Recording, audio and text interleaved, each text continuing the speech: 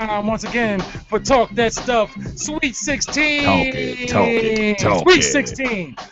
I'm your Okay. host, DJ Wide Body, and that's right, August 28th, 2016. That's right, we're going hard. 2016, Sweet 16. Get it? We Pause. got Young Gadget, the hustler, digital hustler, Gadget in the building. We got first time DJ Rugged Yeah, What One. yeah, up? What yeah, up? yeah.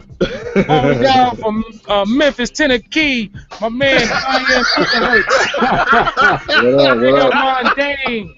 That's right. Rolling from the Golden State over there in that area over there with the earthquake shake.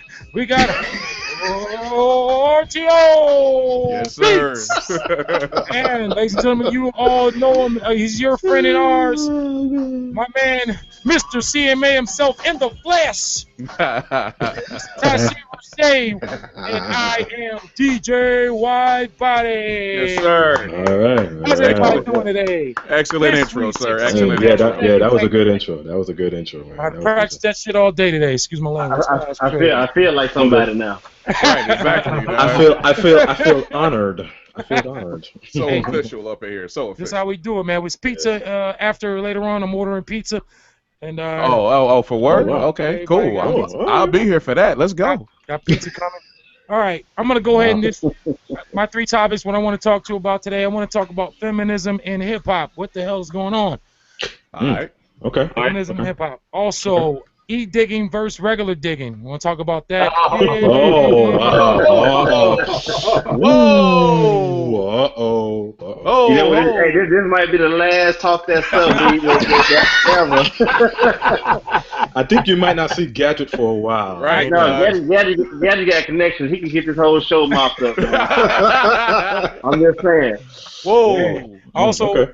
I did pop the question on the Scratch Magazine podcast Friday. I want to talk about chopping still, guys. I want to know Okay. your thoughts on that. And Let's do that. I'm going to talk a little bit about NFL, but I'm not going to get really deep into it because I know some of you are not into the NFL. But I want to talk to about. I'm the a little bit only about one, what's going dog. on. So you handle your business. It's all good, brother. So how's everybody doing, man?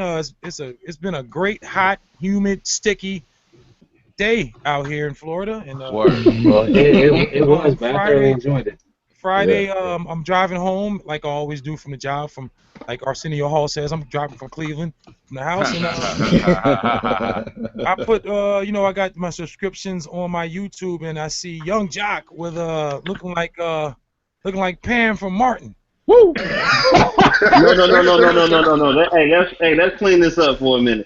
Hey, Pam from Martin. Hey, that's dude. Don't do that. Hey, if you're gonna say she looked like he was looking like Fantasia, let's say Fantasia. Fantasia? Wow. Ooh. Hair wise. Hey, I'll go even better than that. Digger Hurst. He looks like Holly Berry from Boomerang.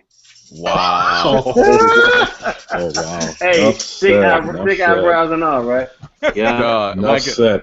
Like I said on the Digital Hustle hangout, I honestly, when I first woke up that morning and I started seeing it in my timeline, I thought somebody had scanned the picture from like Ebony or Jet from like back in the 70s or something. I didn't know what I was looking at. I'm like, wait a minute. Because old girl had a similar haircut or a similar hairstyle. So I'm thinking it was like an old picture. That's crazy, dog. Word. But then, did you see his James Brown mugshot? Yes. That was like No, the no, I didn't next see day that. or something like that. Yeah, it was like they showed it today or yesterday. I saw it the first time. Oh, man. It was like immediately after that one blew up. Then they had this other one. This dude's hair is blown out. He like y'all remember when James Brown got arrested a couple times back in the day. Yeah. And they yeah. showed him on the news. He looked just like James Brown in one of them pictures. Real talk. Wow. Oh, God. Dude, look that joint up. I'm telling you right now. Look it up right now, dude. Oh, man. All right. Oh, Look up Young Jock mugshot. Well, hey, big. Good. So I see Young Jock, and then I see this guy looking like that dude from Mortal Kombat with the dress on. You talk Young about it. Thug. What in the hell is going on here? Yo. Let's talk about that, man. I need to talk to somebody about that. I don't understand Young Thug. I'm not even bringing up the music. This dude, and let me preface this: I have no problems with people being whoever the hell they are. Right. You know, be it gay, straight, you're weird, whatever. That's if that's you, and I'm gonna love you for it. It's all good. Okay. But the fact that this dude okay, let me go back. Let me make this reference so you can understand where I'm going. For anybody that watched the Boondocks, and I'm pretty sure there's everybody on the panel, there was a character by the name of I think his name was Thugalicious. Thugalicious. Yeah. Oh yeah. And the whole thing about Thugalicious was he was gay, but he was undercover and whatnot. And you know, it got found out a couple ways, but he kept denying it, so on and so forth. Again, I don't care. That's what you do. Mm-hmm. Why was Aaron Magruder so on point with that? Because you know what, and I think I said something about that on my post. You did. You did. Word. I said Aaron Magruder was a prophet. Dog. Because he predicted a lot of things that are happening today, and that's one of them. This dude, Young Thug, has been in multiple dresses, carrying multiple purses. He's kissing dudes in pictures and stuff like that, but yet he claims up and down that he's not gay. But it's like, okay, well, if that's the case, why are you there? Right. I True. mean, True. doing something. What's up, everybody? What's going on, Dixie Freely? Young Dixie. What's up, Dixie? Dixie Freely, what up? What up? You know, you got I mean, getting attention is one thing, man, but that goes a little too. I mean, man, how much are you willing to? What are you willing to do to get attention? Yeah. But at what cost, though? You know what I'm saying? Like, Right. you know, what is a man? To gain the world, lose his soul, man. Like, Yes, sir. your integrity, like. Yeah. Do you not have? I mean, it's certain things as a man that I'm not going to do because I have a sense of pride and I have a sense of integrity. Right. You know, and also too, on top of that, I know I'm not responsible for anybody's kids but my own, but I had to keep in mind that I'm a role model to somebody. You know what I'm saying? I'm a role model to my nephews. I have a son too, and you know. My daughter, even for my daughter, I want to be an example of a man to my daughter. That way, when she gets out here in the world and she starts dating, or even when she gets married, I want her to, find somebody of a good example. That's why I'm trying to set a good example for her now. That way, she'll know how a man's supposed to, be, and how a man's supposed to treat her. This for this, that, and the third, or whatnot. Right. Yeah. And, I think, was you done, Digger? yes, sir. Oh, yeah, I think it's much more simpler than that. I think the guy is simply taking a page out of Dennis Rodman's playbook. When you're not the greatest at your craft, at your immediate craft, you got to do, well, you ain't got to, but some people feel they got to do other things to get the notoriety and the publicity. Dennis Rodman didn't do nothing but grab rebounds, play great defense, but that doesn't necessarily get you the attention, when it comes to contract time. So what did he do? He dyed his hair, put on dresses, kiss men. And God knows whatever else. So Young Thug ain't doing nothing but trying to grab attention. Yeah, I believe he married himself as well too, if I'm not mistaken. And he broke his dick 3 times. He what? Oh, Yeah. Come on, Dennis about Rodman. Yeah, I'm gonna have to pause you and definitely look at that one. He said the girl said he's going on one side of the room. He said she wanted him to run and jump and land. Said, wow. What the hell are you doing in the room, Dennis Rodman? 3 times. But wait a minute. Wasn't he married to Carmen Electra? Carmen Electra. Yeah, I was about to say that. Yeah. But he loved every minute of that. Same thing. He wasn't gay, but he sure did put on like he was gay. Right. But you know what? Can we line them up? Okay, you got Dennis Rodman, but I want him. If I got a basketball team, I want Dennis Rodman to be my power forward, my small forward. Young Thug. Who do we That's rate the Young one Thug difference. at? All right. Young Thug, I wouldn't say. Well, I don't want to talk down on the young man, but Dennis Rodman was at least great at one thing, and that's rebounding. Right. He's one of the greatest at that. Yeah. Also, too, man, I think that you gotta blame some of these cats who make these kind of things possible. Like, you look at just pick any rapper. Like, pick anybody who's quote unquote relevant these days. Now, you look at Wayne. Wayne has gave birth to a lot of these dudes. True. You know, just like if you look at like Wayne, you look at somebody like Future who hasn't been in it long as Wayne has. Look at his influence. Right. You know, look how you know cats like that have set the mark for you to be like unproductive in this game in this field. You know, Talk to him. Hey, and I think Hurts. that people, Hey, Hurts. yes, sir. But I got broads down in Atlanta. I do too. You know, it's funny you bring up Future. Oh, go ahead. I was gonna say it's funny you bring up Future though because that's interesting. Future is second generation Dungeon family, and he used to be a rapper's rapper. Yes. You know, he did. MCing. And Right. from what I've heard, he couldn't get anywhere with that style. So that's when he switched it up, started doing some of this silliness. But then again, it goes back to you know selling off your integrity, so to speak, in order for you to gain visibility. It's like True. you know, like we talk about Titty Boy. I'm sorry, 2 Chainz. 2 Chainz. Like we know, most of us on this panel remember him from DTP. Now, if you know DTP as a collective, you know it wasn't no garbage MCs in that collective. Shauna was probably the hardest MC in DTP, including Luda. Now, I think like we live in this era where the attention span and and I guess the overall desire for knowledge and skill has diminished, and a lot of guys are just playing into that for a bigger payday. Now, some of them are playing into it for a bigger payday, but what you're doing is you open a floodgate for people who don't have half of your skill set to come in and gain popularity, because a lot of them are in it for the popularity and little money they get, but they're not looking to be legendary, and they're not looking at the longevity aspect of it. You know what I'm saying? You got a following, but 5 years from now, are you gonna be around still? But it all goes back to the bigger notion of the people who are in charge of these corporations, how they treat black art as disposable, whether it be hip hop, whether it be soul music, R&B music, whether it be anything that a black hand touches in terms of our art and what we bring to the table to our culture, respective cultures. Mm-hmm. They diminish it and they treat it as disposable art. Right. So that's why you can bring in a young Lil Yachty and whoever these crazy looking dudes is on the XL freshman, and you can bring them in and make your money off of them, capitalize off what they do, then push them out the way. Look how they did Trinidad James, the same way. So I'm looking at it now like the cats who look to Lil Wayne, they look to Future, they look to even Kanye to a degree.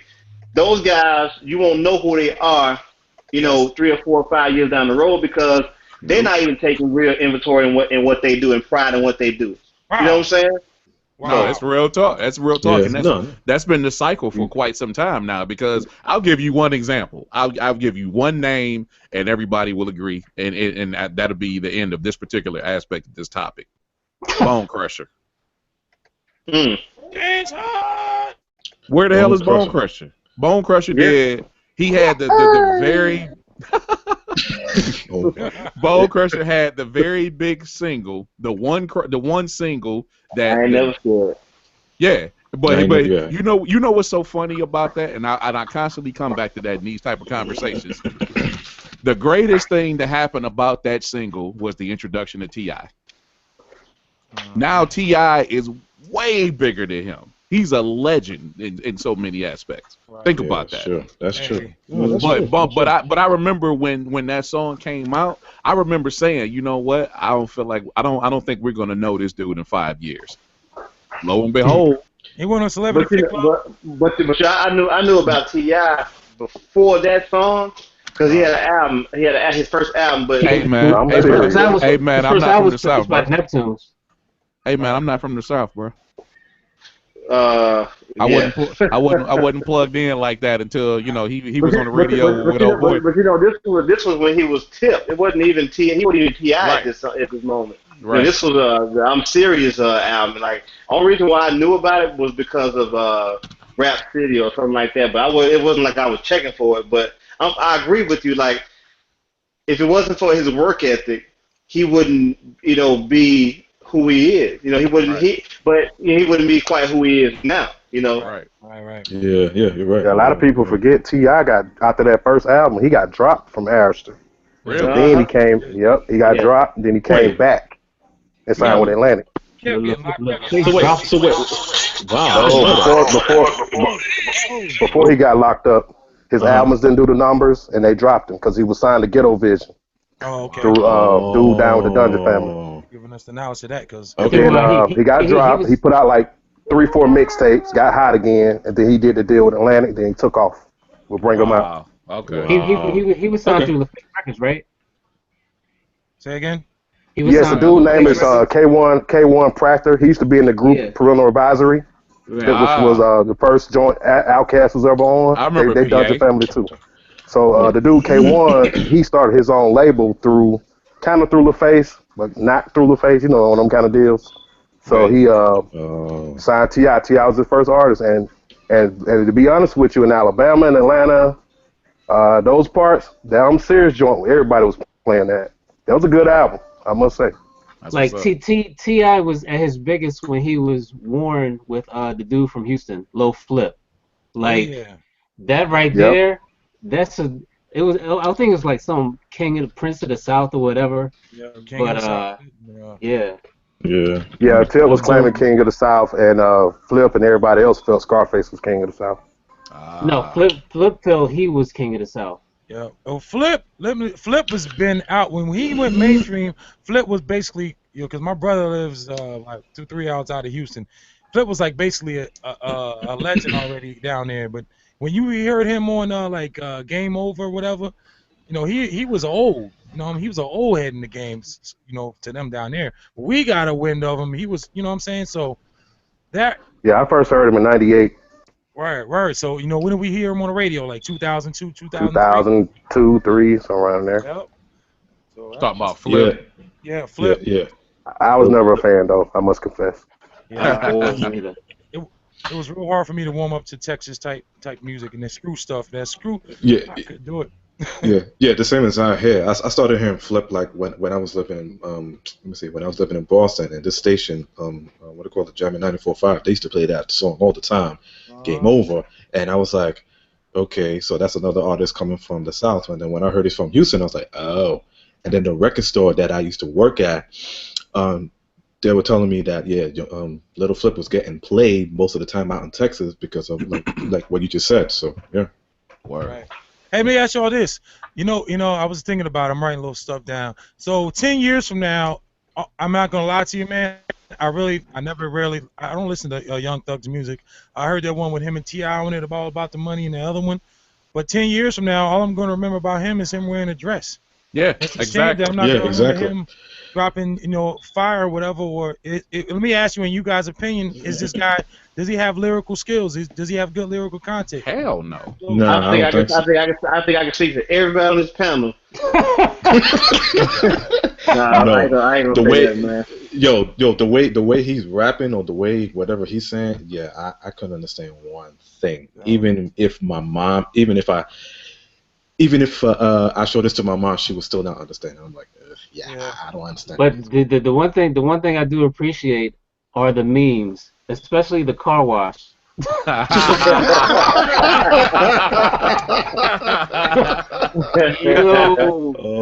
man, that's dope. That was crazy. Guys, did you damn fool? Did you see the car wash meme? Nah, I've only seen a couple. I saw the one joint where they had the Mortal Kombat fighter select screen. And he was on the left. That's the only one I saw. They got a picture of Young Thug on both sides of the car wash with a car going through it. Hey, that's all you had to say. I appreciate it. Yeah, the internet has no chill. The internet has no chill. Wow.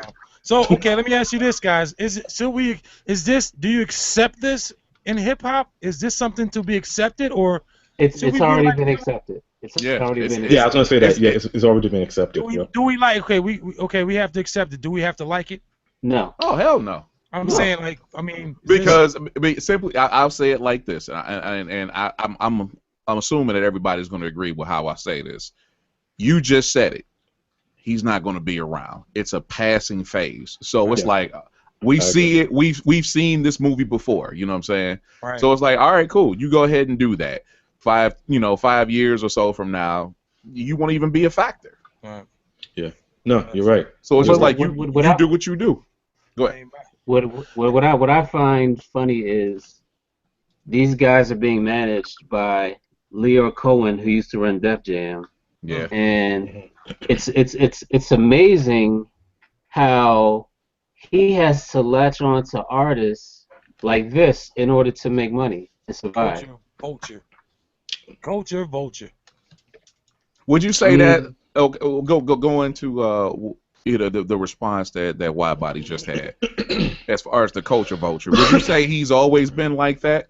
I don't think so. But would you say that? To a certain degree, no, because of his legacy at Def Jam. But I don't know the ins and outs of what he actually did, or I don't know what he could have just signed checks. I don't know. Right. I know he started out as a road manager back in the LL Cool J early days. Right. Yeah, I heard the same thing too. Yep. Yeah, he was a roadie, man, and Russell gave him power, and what ended up happening was Russell gave him so much power that he circumvented Russell and became who he became, and was like ultimately one of the people that ultimately kind of pushed Russell out the way, so to speak. You know what I'm saying? So anytime a person doesn't love the culture, I mean, it could be. You could be a photographer, and I just take pictures because it's a cool thing to do. But some cats who are photographers, they love the art of it. They love to, you know what I'm saying? They love the whole everything that comes with it, the good, bad, the ugly, or the indifferent. So you got somebody come around, and they just sponge off of it just because it can pay some bills for them. The person who paid their dues, like a lot of us have, you kind of like, damn, like. I put my blood, sweat, and tears in this shit, and money too. And this cat come along, and he don't even love it like that, and he's doing it. Yes, I think it was a quote. It was a quote in one of the De La songs that I don't know who the guy was who was saying it, but he's like, it's more people that eat off of culture off the hip hop culture that don't love it than it is the people who love it. Real talk. Because they've actually found a way to benefit from it, to monetize it.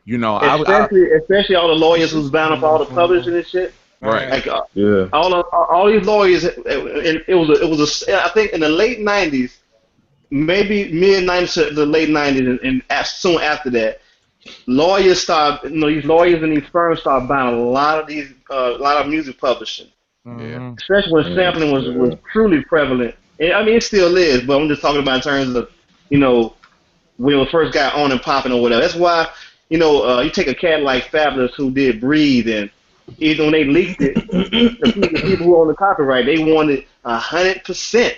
They didn't want to make no money off of it.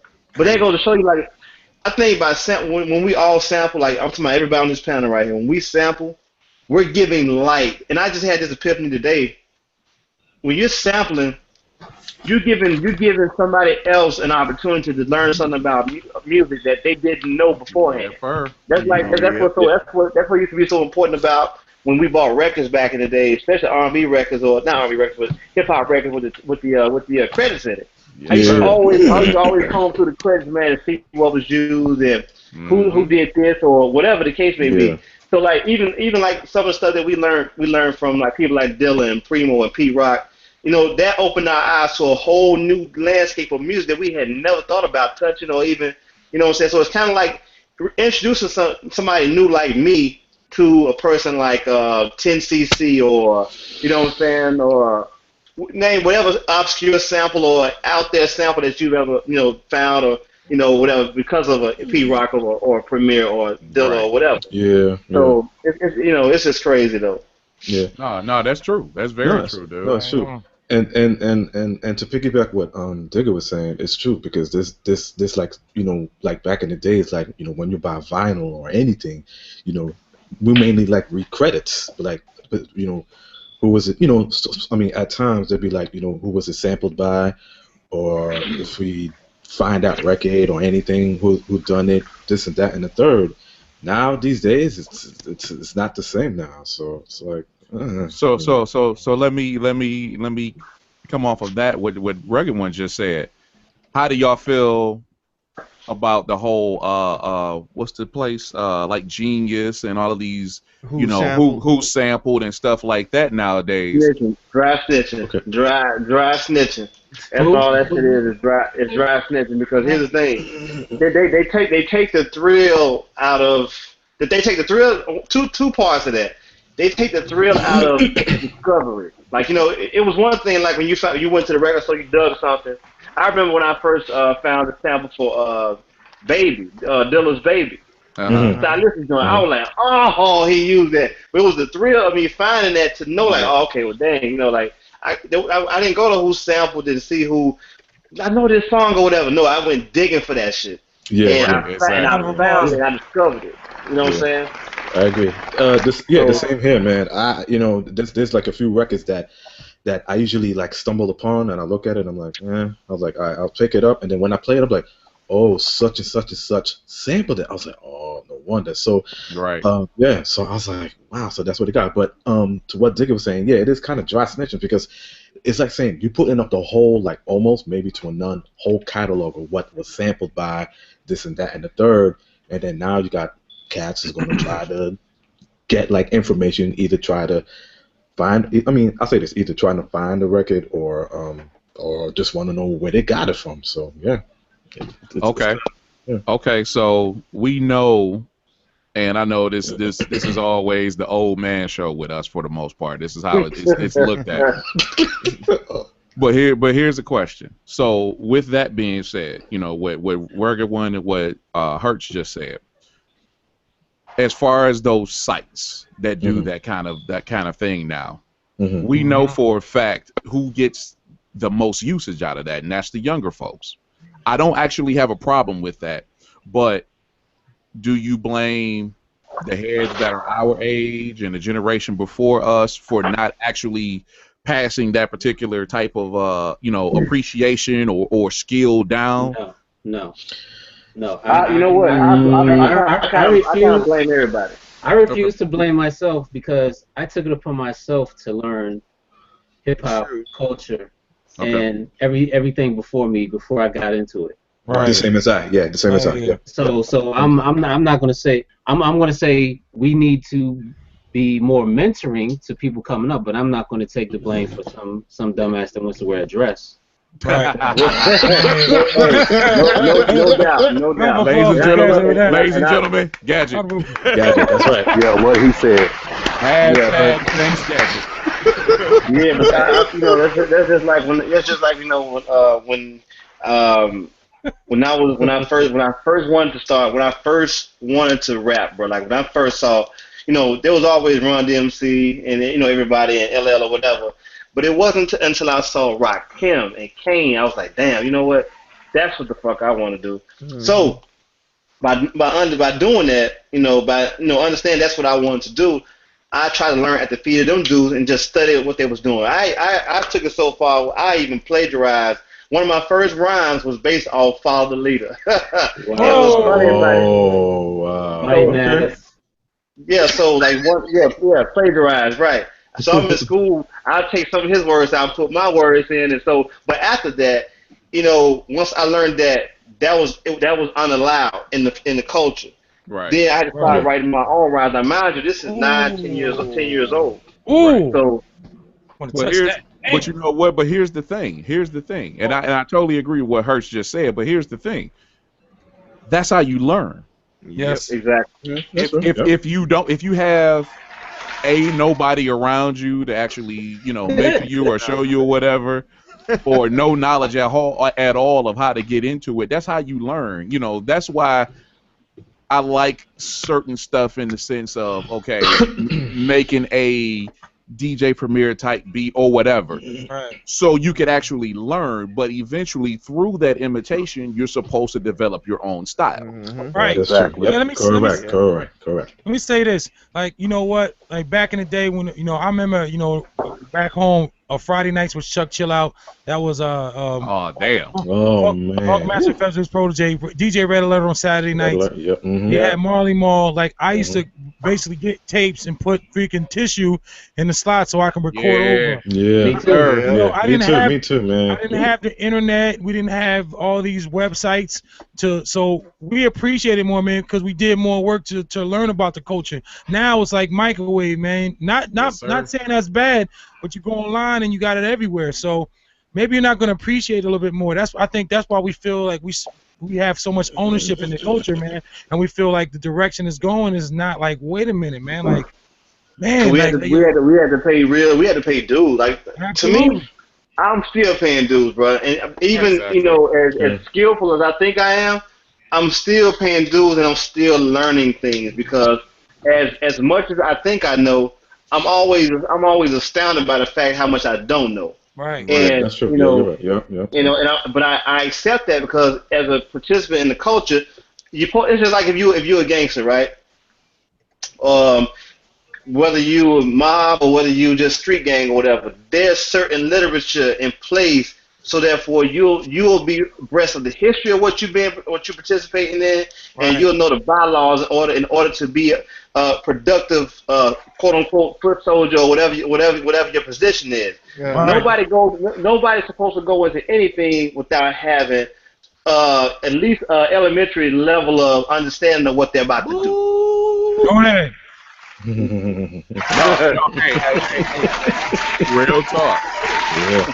Everything that Hurst just said is absolutely true. And I was just watching. I don't know if it was I can't remember if it was an article or a meme or whatever the other day, speaking on the clown that has the red hair with the Lil Yachty. Okay, Little Yachty. But it I'm was a rock star. It was in response to what he was talking about in his interview, and it's just basically, I think it broke down something along the lines of ball players appreciate Michael Jordan, and people who do this appreciate these people.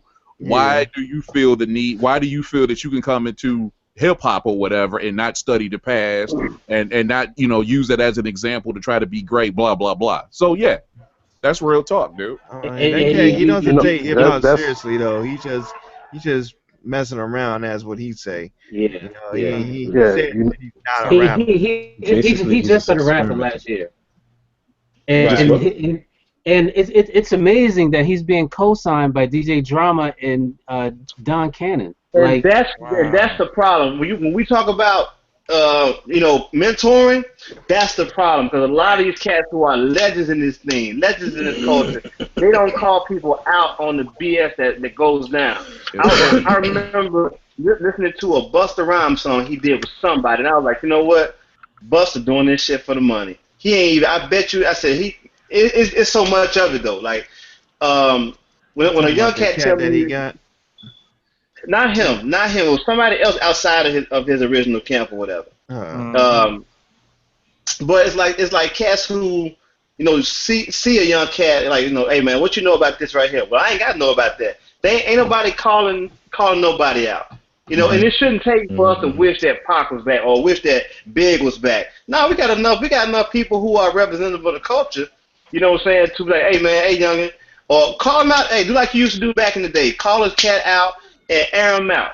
Yeah. You know what I'm saying? Yeah. If talking don't do it, you know what I'm saying? But that's I understand that we're a far cry from what we used to be at, in the culture, and that's fine. There's nothing wrong with growth and evolution, but it has to evolve to a point where it's getting better and not regressing. If it's regressing, if it's regressing, then I always think about my children when I think about the music nowadays. So I'm like, my kid's not gonna have that Boys to Men, or they're not gonna have that Rakim, or or whatever the case. They're not gonna have that great in a particular genre of music, because even Fat Vaughn said this. Shout out to Fat Vaughn. Fat Vaun was like, even country music is getting super diluted with people who they're not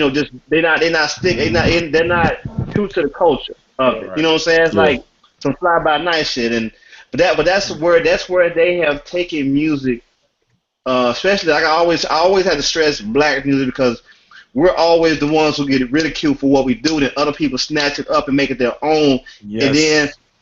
and then we're looking like, well, damn, we are the originators of this shit. Like, so, why can't we get the same billionaires of Macklemore and Ryan Lewis or, insert, favorite, whatever. But I blame a lot of these guys who are like quote unquote legends and quote unquote gatekeepers. Like, to me, a DJ's job, break. DJ used to break. What Sean Price say? Used to back in the days, DJs would check for a record. Nowadays, they want to check for a record. You know what I'm saying? Yeah, that's true. Yeah. The only thing that make these young cats hot, and it's not no get off my lawn shit though, but the only thing that make these young cats hot are the tracks that they spit gibberish over. That's it. I can respect the beats all day long. I make beats. I can respect the beat. I just can't respect what you're talking about, because if I take that track from you and I take your vocals away from that track, you ain't saying nothing you can't even grow vegetation with that shit. Vegetation, I like that. Vegetation. Ladies and gentlemen, Digahertz. Yes, that's right. It's so dirt, it ain't even dirt. Right. It ain't dirt. Yeah. Nah, I hear it. You know what gets me though is like how acceptable biting has become. Oh, yeah. Yes, man. Really though. Get a round of applause for that. Yeah. Definitely. But there are so many carbon copies. There are so many clones of one. Like, if you look at that whole XXL freshman class. Yeah. Three of them dudes look similar. They sound similar. There's no dividing line between who's who. Cause like I always used to tell my wife, like, you know what? I don't listen to radio because everybody sounds the same. Back in the day, you knew Kane voice when you heard it. You knew Cool G Rap voice when you knew it. You knew Be Real from Cypress Hill's voice when you heard it. Distinctiveness. That's right. Yeah, right. That's right. Yeah. Yeah. But there was a distinctive thing that MC's like, you know what? This is my lane right here. I sound like this right here. But like now, everybody want to be Future because it's a formula that's proven that works, right? Everybody wants to be. Cause it'll be a designer. Trust me, it'll be another designer cat in the next year and a half, guaranteed. Yeah. Hey, where's he at? It already is. Have you seen the Asian dude? No. Oh no. Oh, yes I have, guys. Yes I have, guys. I saw. Yeah. I hear you. And that's the thing though. Like, look, okay, Kanye's he's co-signing his designer dude, right? But no, he's not. He's just getting paid off a designer. Let's be real. I mean, that's what I mean though. You get money off this dude, but what are you doing to like say, hey man, what is he doing with that cat to help him sustain longevity? You know what I'm saying? Like, it's zero. And I mean, not to cut you off, Digger. I mean, me and the student that I was teaching today, we was like having that same conversation. That the music industry, and especially the music now, has drastically changed from then. And I was telling him how it was like back then until now, and it's like, yo, there's a lot of carbon copies, like you just said. So I was like, that's the reason why I don't listen to the radio, because everybody sounded the same. It's just so crazy that I'm like, yo, I don't know what's going on. I don't know if I'm in a what do you call it? I mean, I don't know if I'm in a fantasy or whatever you call it, or am I dreaming or whatever? Someone just pinched me or something. But yeah, man, it's like, yo, it's man, yo. It's but bad. I agree. Hey, do you remember my little diatribe on Friday night? What? Yeah, I do. Take the romance out of the music business. Oh yes. Right. I was watching it yesterday. Take the romance. That's all these guys. When you're making money, if Digahertz signs a young artist that does trap music, I'm gonna understand it. I really am. I'm gonna understand. But you know what, Gadget? You're right. You're right. And it's not that it's a young guy. He was just on Music Soul Child's album that he just dropped. His name is Willie Hine or something like that. But anyway, when I heard this dude spit on this record, I say, you know what? That's some trap shit I can get behind. Because the wordplay is there. I mean, dude, if y'all got the album, it's the first song on the album, and the album on the new album. On the new album, if you got it, go midway through the track, and the dude comes in spitting. I mean, when I first heard it, I was like, you know what? I wonder who this dude is, because he said something about Tender Key or whatever, and I was like, oh, okay, well So I went and listened to the whole. I listened to that around about 2 or 3 times. Like, you know what? I dig this dude. I even reached out to him on not SoundCloud, on Twitter. You know, bigging him up on a record or whatever, and then checking more of his work out on SoundCloud. That's what's up. I dig what he do. It's trap, and I dig what he do. I think just, I've been listening to trap for 20 years, or 21 years. You know, the first trap music I ever heard was Outkast and Goody Mob. I want to play this. I don't know if y'all heard this. The Designer freshman freestyle. Oh God! Oh no! Please, No! Please. Do we have to? Yeah, come on, man. hey, wide body. Hey, wide body. We get it, bro. Oh. Why? You my man. Listen to this shit, man. Are you kidding me? What the? Oh man. Yeah, why you walking?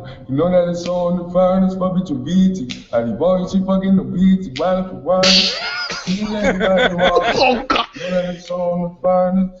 Not saying a damn thing. You know what's strange, Joe? My mom is right. When I started listening to rap, she was going, I don't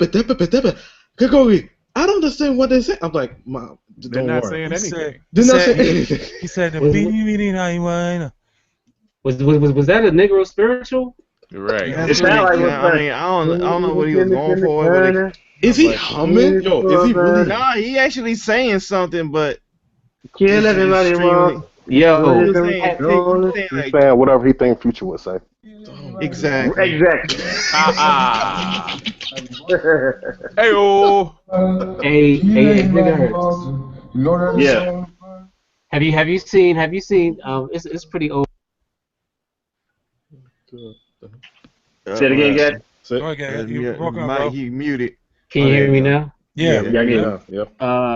The old it's an old Instagram video of a dude rapping, and he's rapping like shit, and he doesn't know what to say next, so he says, "I got guns like." Yeah. Yeah, he said, Hey, let me tell you something, bro. Hey, my man was like, what kind of gun is that? I got a gun to Yo, I don't know if he made a horse sound or an elephant. Dude, bro. Dying llama or some shit. Man, look, my man like, man, what kind of gun is that? I need one of them. That's one of the that's what them dudes. Craig Lucas need to be in there, dog. Yeah, Craig Lucas need to be sitting at the engineer's desk looking back like, man, what the hell? I think he already real talk though. Even somebody like Craig Lucas, Craig Lucas, man, who do what he do. That dude, he has a full grasp of the history. Yes, sir. Of it. Hell yeah. And he's able to modernize it with what's going on right now. And but like Gadget, I do agree with Gadget. Like I said, there are some people out here who do trap, who actually got wordplay, got skill. You know what I'm saying? So yeah, I wouldn't definitely throw that out the window with the I wouldn't throw the baby out the window with the bathwater or not. But you got to be saying something though. You get the goal. I say this all the time. The goal of an MC is to be MC want to be heard, and he want to be understood when he's spitting. That way you can follow him. I don't want to be able to listen to a dude I can't follow, because that's like listening to a person that speaks Japanese and you don't know a damn thing about Japanese. Right on. I can't do it, man. You're right. Yeah. Hip hop is a language within itself, and if I can't understand what you're trying to communicate to me, that means you're foreign. We're foreign. We can't relate. We can't even talk. Yes, sir. Yep. Man, Good point. Hurts with the philosophy and that today, bro. Yeah, man. They good going in, man. I was a double major at Cornell, man, until I found out what hip hop was. Hey, so y'all probably touched on it. I see it as West Girl. Oh, come on, man. I see that police girl that typed in a hot tub full of niggas. Was y'all talking about Odell? Odell Beckham. Yeah. What? Oh my Oh no! God. Wait! What did he do this time? No. What did he do this time? Man, my man said he better catch every ball Eli throws him this year. Yo, he on my squad too, man. Yo, he on my squad. I don't need that negative attention. You better straighten it up. He better not drop nothing. He better not drop nothing. That's what you call claim to fame. Ryan Davis. If y'all get a chance, check out Ryan Davis. Ryan Davis is going. He's a funny little dude, man. He's from North Carolina, man. He's a funny young comedian, man. But he pinpoints it perfectly with Odell Beckham, bro. Oh my God, there was a dude that, oh man, he got him good, man. Y'all gotta peep. He on YouTube, man. I think it's called Who the Hell is Ryan Davis or whatever. He's a fun. If y'all ain't never seen him, dude, hilarious, man.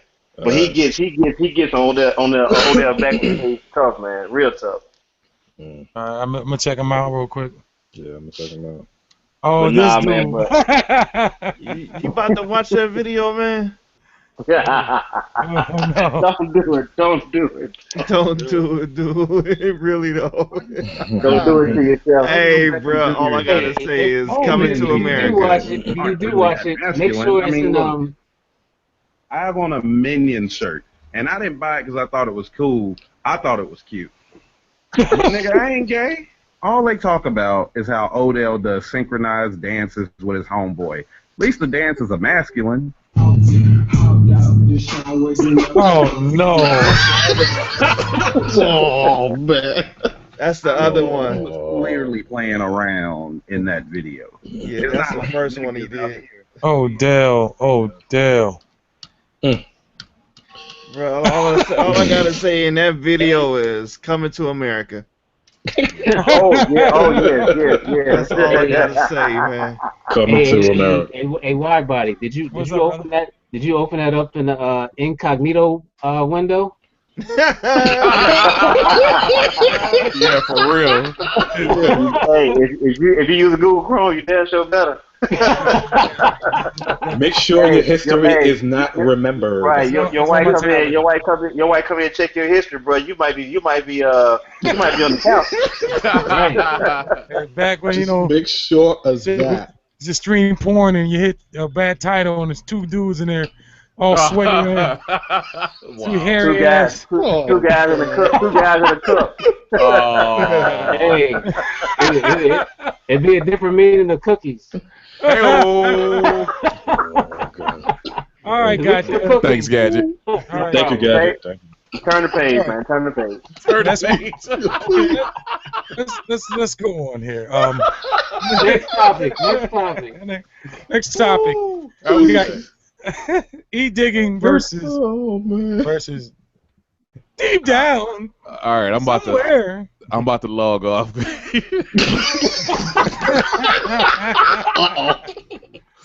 Gadget is my man. Edigging versus regular. You know what? digging. Let me say this about Edigging, man. Edigging is a very, very, very good opportunity for people who don't have the means or the facilities to dig for their own record software. Exactly. I totally support Edigging, but see, I don't have a problem with Edigging because here's why I don't have a problem with Edigging.com. Not because Gadget is my man. Well, I think he's speaking on the concept itself. No, I mean, but let's get into that then. I don't. It's the same answer if I was on the lam or whatever. I had both legs broke. I had surgery or whatever, and I don't want to stifle my creativity by not being able to go to the record store if I need to go to the record store. Yeah. So, yeah. But I think in terms of the concept, do I frown upon it as a person who goes digging myself? No. I mean, I think it's a wonderful tool because, like you said earlier, we live in a society now where everything is instantaneous. So if you need that, Bob James sample ASAP, and you can't get to the record store, you need it for something right then and there, for a joint, for a project or whatever. What better way than to go to somewhere that someone takes the work out of it and presents it to you at the best of quality, and you can get what you need to get out of it, be done with it. You know what I'm saying? Mm-hmm. Okay. A lot of people that are purists, they're gonna say, well, it's blah blah blah. It's you're still doing something that's like of the culture. Right. Now you might not go out and dig for yourself or whatnot. That's fine, but someone is still doing the digging, so it's still quote unquote hip hop. You know what I'm saying? So it's still hip hop. Okay, now my thing is, I love Edigging, man. I just started doing it a year ago. I used to be a purist and I didn't even know it. I'm down here. It's not a lot of record places. Well, there actually is now because I'm more going out now. But my question, like back in the day when we first started doing, we started digging and making beats and break beats and all that. If Edigging would have been available, would a purist say, no, you can'tEdig? Or no, but here's the thing though. That's the same thing with DJs nowadays. Use Serato. Yeah, Right. at first they frown. I'm like, oh man, that ain't real DJ. But here's the thing though. It makes it easy. It's not like you're totally abandoning the whole system of digging or the system of having records. But it's just like, if y'all, there's some DJs in this joint right here. Y'all know about, man, toting them heavy ass crates off all them records, 4 or 5 crates of records just do a gig. Do a gig that, so you throw your back out of place, lifting them heavy ass. Even if you got a roadie to trail you or whatever and do your thing or whatever, that person got to lift them heavy ass crates up. Right. 4 or 5 crates of music, maybe more than that sometimes. Yeah, so all Serato did was made it easier for the working DJ to have his music at a drop of a hat instantaneously, so he won't have to go through the wear and tear of carrying 4 to 5 to 6 crates for a gig. Right. So, same thing with Edigging. Edigging just simplifies the whole process because a lot of people don't have patience. I'm gonna be honest. A lot of cats who make beats don't have patience to dig. Right. You know what I'm saying? They don't have patience. But and I bet it was the same way in farm life. Oh, if you don't use a mule and use a tractor, that ain't farming. Wow. Dick, you just came out my vote, man, for vice president, right, along with JD. Hey, let me step in here real quick. Coming off of what Hertz just said, I'll go back to an interview that I read with DJ Jazzy Jeff, like when Serato first popped off, and he was speaking on it. Just because you don't have to carry crates and you can find digital music easy and all that kind of stuff as far as the DJ aspect of it, and you can also apply that to the Edigging aspect of it. Just because you have these tools and it's a little easier for this particular part of the game doesn't mean it make you a better DJ or producer. You still have to know how to use that stuff to, the greatest degree of it. Right. That's right. That's true. I ain't gonna lie to you, man. Edigging, when IEdig, like I said, I just started, man, not even a year. But it's some work, man, trying to find me a good channel and whatever to find good sound and stuff. I mean, it's a lot of work. I ain't gotta leave the house, but Edigging is pretty tedious as well, man. And now we got now we take our portables to the record store and we sit there and listen to. And I can go home and do what I got to do. I try to keep it 50-50. And my thing is, I don't think we have any purists on the panel right now, man. But, I mean, do you knock somebody that's strictly Edigging, or do you, Me personally, I don't care. Hell yeah, man. It's whatever you like to do. You can't, man. I don't sample shit unless my needle touch the groove. Now, me personally, to answer your question, me personally, I like album covers. I like the piece of art that comes along with that. Yeah, that's true. Yep. But I'm not gonna knock somebody who's not into that. Give me the positives. Give me the pluses and the minuses with Edigging as opposed to. One minus, I think what Dixie just said is the lack of the album art. You know what I'm saying? Also reading the credits. We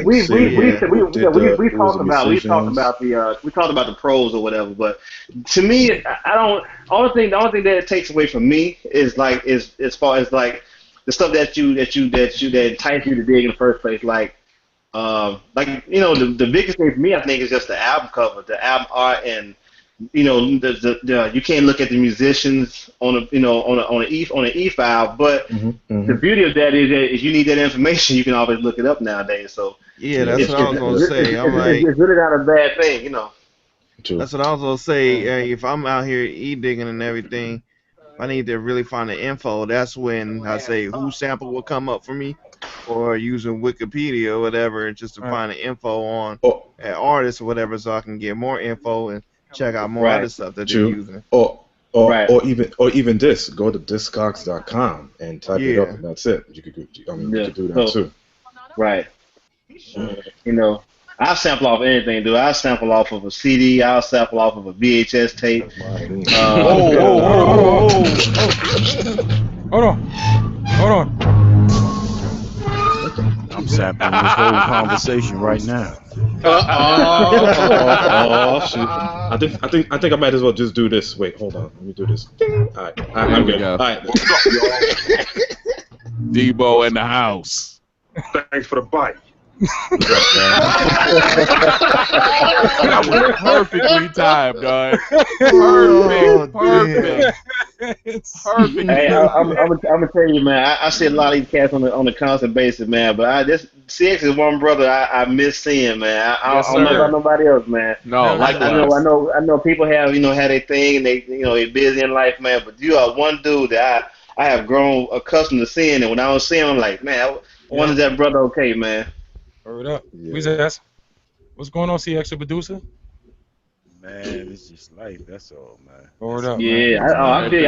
Yeah, I hear you too. Everything good with you, CX? Yeah, I ain't got nothing plugged up. I just ain't been inspired, man. I ain't been inspired for like a month, man. Well, I know what's gonna take though. I got a certain number to a certain dude in the DMV area, man, who got a well, never mind. I ain't even take it there, man.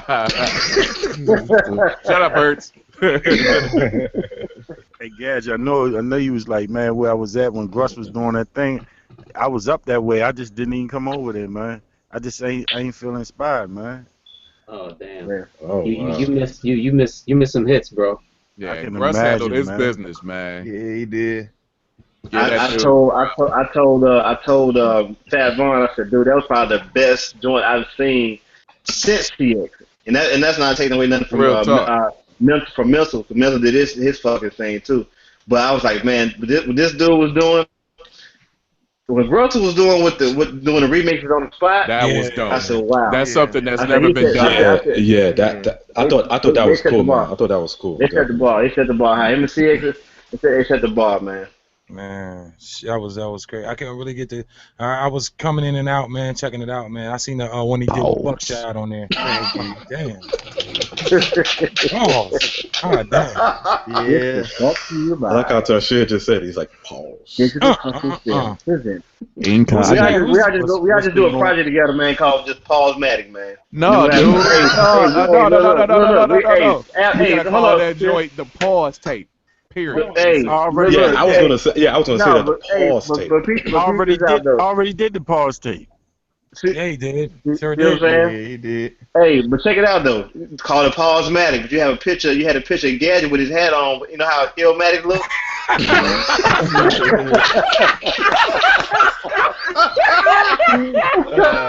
Man. Yo, that's ill. Hey, just about, bro. Just about.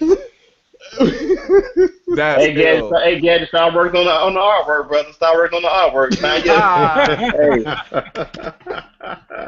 Hey, they might want to take a picture of you on Georgia Ave somewhere, man. Yeah. Oh man. Hey, man, That'd be a nice cover. Pause-matic. What y'all been doing? Man, we talking about skirts and what the hell? Y'all must have talked about Young Thug's album cover too, then, huh? Yeah, we did. We touched that. Yeah. But we failed to mention Little B. What's up with Lil B? Little B. Oh man. See what I'm saying, Gadget?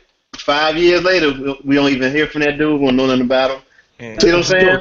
No, tell the truth. Not even 5 years. I bet you 2 years. I bet you. No, talking about Lil B. Yeah, last thing I heard about Lil B was nothing music related. It's about the whole damn curse. The curse. Yeah, that's Kevin Durant curse. Yeah. But he did, but that's his way of staying what they call relevant. But I'm gonna tell you something about that. I hate that term, and I'm gonna tell you why I hate that term. Sir. I hate that term because if you're breathing, you're walking and living, you're relevant to somebody.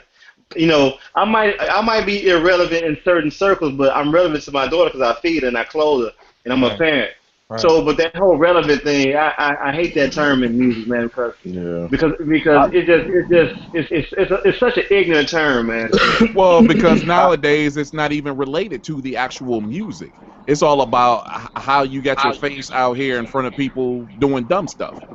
Yeah. That's really it's what it like relates to today. It doesn't have anything to do with Right. the music. I love the interview with Nelly and on Breakfast Club when Charlemagne he opened the interview with like, dude, you cold out here, you irrelevant and all that stuff. And he was serious. And Nelly said, okay, I'll be irrelevant, but I can tour any city I want in this world. And I just got back from Europe, so Right. you can have being relevant, but I got a catalog Yes, sir. that'll Yeah, feed there my you family go. for the rest of my life. Yes, And, sir. and, and see and You see know that's the what? thing. And see that's the thing. It's it's all about longevity and having that catalog. As long as you got that, you should be straight. See, So that's one of the things that really like blew me, got me really uninspired as well, man. I'm like, I'm tired of this, man. I'm tired of this little rat race of who does it what, who does what. Is your music relevant? I just got tired of it, man. You know what I'm saying? And I mean that literally, like, it was to the point, man, where I was like ready to put eBay everything, man. Like tired of Nah, it. wow. I ain't having that, bro. Yeah, Yeah, I'm yeah, serious, man. yeah, you are. Like Hey, to the point where I'm home. I'm just sitting home watching TV. I ain't touching nothing. That's why y'all ain't seen me commenting on nothing, man. I just been out of it, man. Wow. man, look, I drove 14 hours before, man. Don't make me drive Hey, 14 hours. Exactly. I know. Hey, CS, when you say that, you But CX, you're doing the right thing, man. Just take a break. I've been there too. And the Yeah. artist that brought me out of it was in 2010 when I first heard Big Crit, and I wanted to do music again after that. I was there too, man, and I watched, seen his channel on YouTube called Digital Hustle, man, and I'm serious, man, like for real, man, like Nah, I'm that's real talk. dead I'm ass with you. Yeah, serious, no, man. that's what's up. That's what's up. And I was like, man, I said this dude, and I had an ASR just like him. I'm like, man, it's time, man. Like I love this shit too much, man. But you know what? I never tried to do it at that time. I wasn't really trying to make a living out of it. I just enjoyed doing it as a hobby. But yeah, I got uninspired too, man. I just didn't. What the fuck, man? It's just Too like much. I just turned into a spectator, man. You know what I'm At, saying? hey, but at the end of the day, man, hey, at the end of the day, dude, like Bob Ross wasn't a Rembrandt, but that dude loved painting shit. Like Yeah. he wasn't Picasso, he wasn't none of them cats, man. But hey, I bet you any money though, when that shit was on when you was a kid or whenever you was watching him, you was like, damn, that dude like the greatest painter ever. Like, you know what I'm saying? And Real he talk. knew who he was. You know what I'm saying? He knew who he was. He knew who he wasn't. But guess what, man? That dude loved to paint, man. And I refuse to let anybody tell me ever that I think most of it is that a lot of us get so discouraged about the status quo of what's going on that like we kind of abandon our love for it. Not in terms of we don't love it no more, but it's like we looking at it through a certain set of eyes that's really sometimes not our own. We look at it from a standpoint of what somebody else is doing instead of looking at it from the standpoint of what made us want to do it in the first place. And a lot of times, I have to always go back to that because even when I had those moments where I'm like, you know what, man, I'm like CX. I'm like, I'm not inspired to do anything, but I always go back to and remember why I do it. I You know, Yeah, always no, I agree. Oh yeah, I mean it's to the point, man. Was though I'm not saying like I'm totally done. It's just that I'm you sitting need a back, break. I'm You burnt watching out. You burnt like out. Yeah, I'm you sitting burnt. back, I'm watching these dumbass fucking rhythm roulettes, and I'm like, these be trash, man. You know what I'm Oh saying? man. I'm like, man, Oh. they trash, man. How is it? Tashir said that a while ago. He was like, man, yeah, why my man ain't getting it ain't really about the love, it's about recognition here and there. You feel what I'm Yeah. saying? So I'm Oh Yeah. yeah, watching no these doubt. I'm Yeah, no watching doubt. these rhythm roulettes, and I'm like, hold up, man. Why ain't none of us on there? You feel what I'm saying? Our Yeah. whole team will demolish any of them wild ass Bammers and lames all day. All day. Real talk. That dumbass the one I realest Nah, just you're that, right, man. You're right. that we taking dumbass one I just seen, what his name, Ones or something like that. You got yeah. a whole room full of gear and you come up with a dumbass beat like that. You Come talking on, about man. that's one? Yeah, that's what I said. I That's like what. that. I like that. That's one joint. I'm not saying that, you know what I'm saying, like he ain't do nothing but just take a loop and then just throw a little simple drum over top of it. Like show me something that really impresses me. You Right. feel what I'm saying? Like Nah, I feel really you. create. You know, and I'm like, these are the type of people that y'all picking, and then Yeah. it just upsets me, man. That's all I'm saying. It just upsets me so much when I'm That like, that man. that shit just makes me work harder.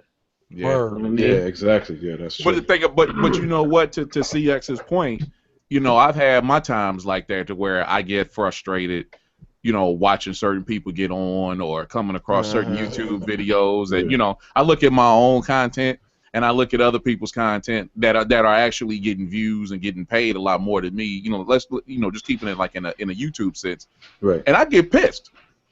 I'm Yeah. like, dog, you know, and I look at everybody that I roll with, everybody on this panel, everybody that's in the group, everybody at CMA, you know what I'm saying? I'm like, there's no reason why we should not be, you know, getting on. We should not be getting paid in that position or whatever. Right. And yeah, it does bring me down for a while. You know, I'll have a few days to where, you know, I'm screw my machine, screw push, screw opening up any programs, but eventually, just like Gadget said, I come back around because that real talk, that stuff weighs on me, and I think about it a lot through that period. But eventually, it inspires me, and I get my ass up, and I start banging on some pads, or start pulling some wax out, whatever, and I get back on the hustle. And I'm just like, you know what? I'm not gonna be the guy that's mad. I'm gonna be the guy that's actually out here making it happen. Hey, Yeah, don't get it No. twisted, No. man. I'm with you 100%. I'm not saying anything bad at you at all or your Yeah, position. I'm just saying I understand.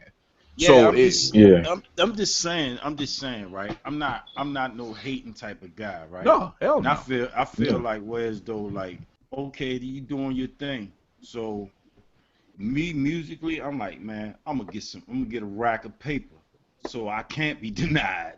You know what I'm Yeah, no saying? doubt. And yeah, right. And yeah, and tell you the truth, to piggyback what Tasha was saying, I'm about to go through almost the same phase with this one, teaching. You know, Ooh. yeah, because you know, I'm starting to realize it. I'm like, because It's rough, bro. It's huh? rough. It can be rough, man. If you have somebody that's not willing to listen, or they're just not picking up what you're laying down, so to speak, it can get rough. And you know, I found myself having to go back, you know, and to the drawing board, so to speak, and try. Maybe I can find a different way to approach it. You know what? You're right, Tasha, and that's the thing, and that's why I'm trying to find different ways so I could be like, you know, try to be inspired. But lately, I don't know. Lately, it's like, you know, maybe I'm not having fun with it no more, or maybe like what you just said, maybe people this is not listening, or they don't, you know, they try to veer off to what they want to do, whatever. So it's like, yo, I'm like, man, Yeah, you know, and truth be told, I was gonna say, truth be told, I hit one of those funks again last year, and it wasn't until I found you guys' hangout that I started really getting back to music again. Then I got into CMA, you know, and I'm like, this is the most inspired I've been in years. Let me tell you something. But you know what? yeah. I kind of ducked inspiration yesterday because I should have been there. Because being around That's what people I'm like saying. that, being around people like, you know, Gadget and all them, Gruss and all them, and when he do the dollar bins, that shit that inspires me. That make me go home want to beat the hell out the MPC. You know what I'm saying? But I haven't. I'm serious, man, and it's not where as though it's weighing on me that I don't want to do it no more. It's just that inspiration ain't really been touching me, man. I've been scaling past all y'all videos on Facebook. I ain't even been listening to nothing, man. I've been just. But it get like that. It gets like I that. think I was smoking some dippers or something. Like I'm out in space somewhere, man. You know what I'm saying? Wow, damn. Wow. Yeah, no, I hear you, man. I mean, I go into the same phase with DJing as well. It's like, damn, I don't know if I'm doing something wrong, and I see my other people's is getting into it. Pause, you know what I'm saying? And it's just, you know, I don't know. So I mean, I think you know what it is. I think the best way to do it is like probably just take a break, and then you have to.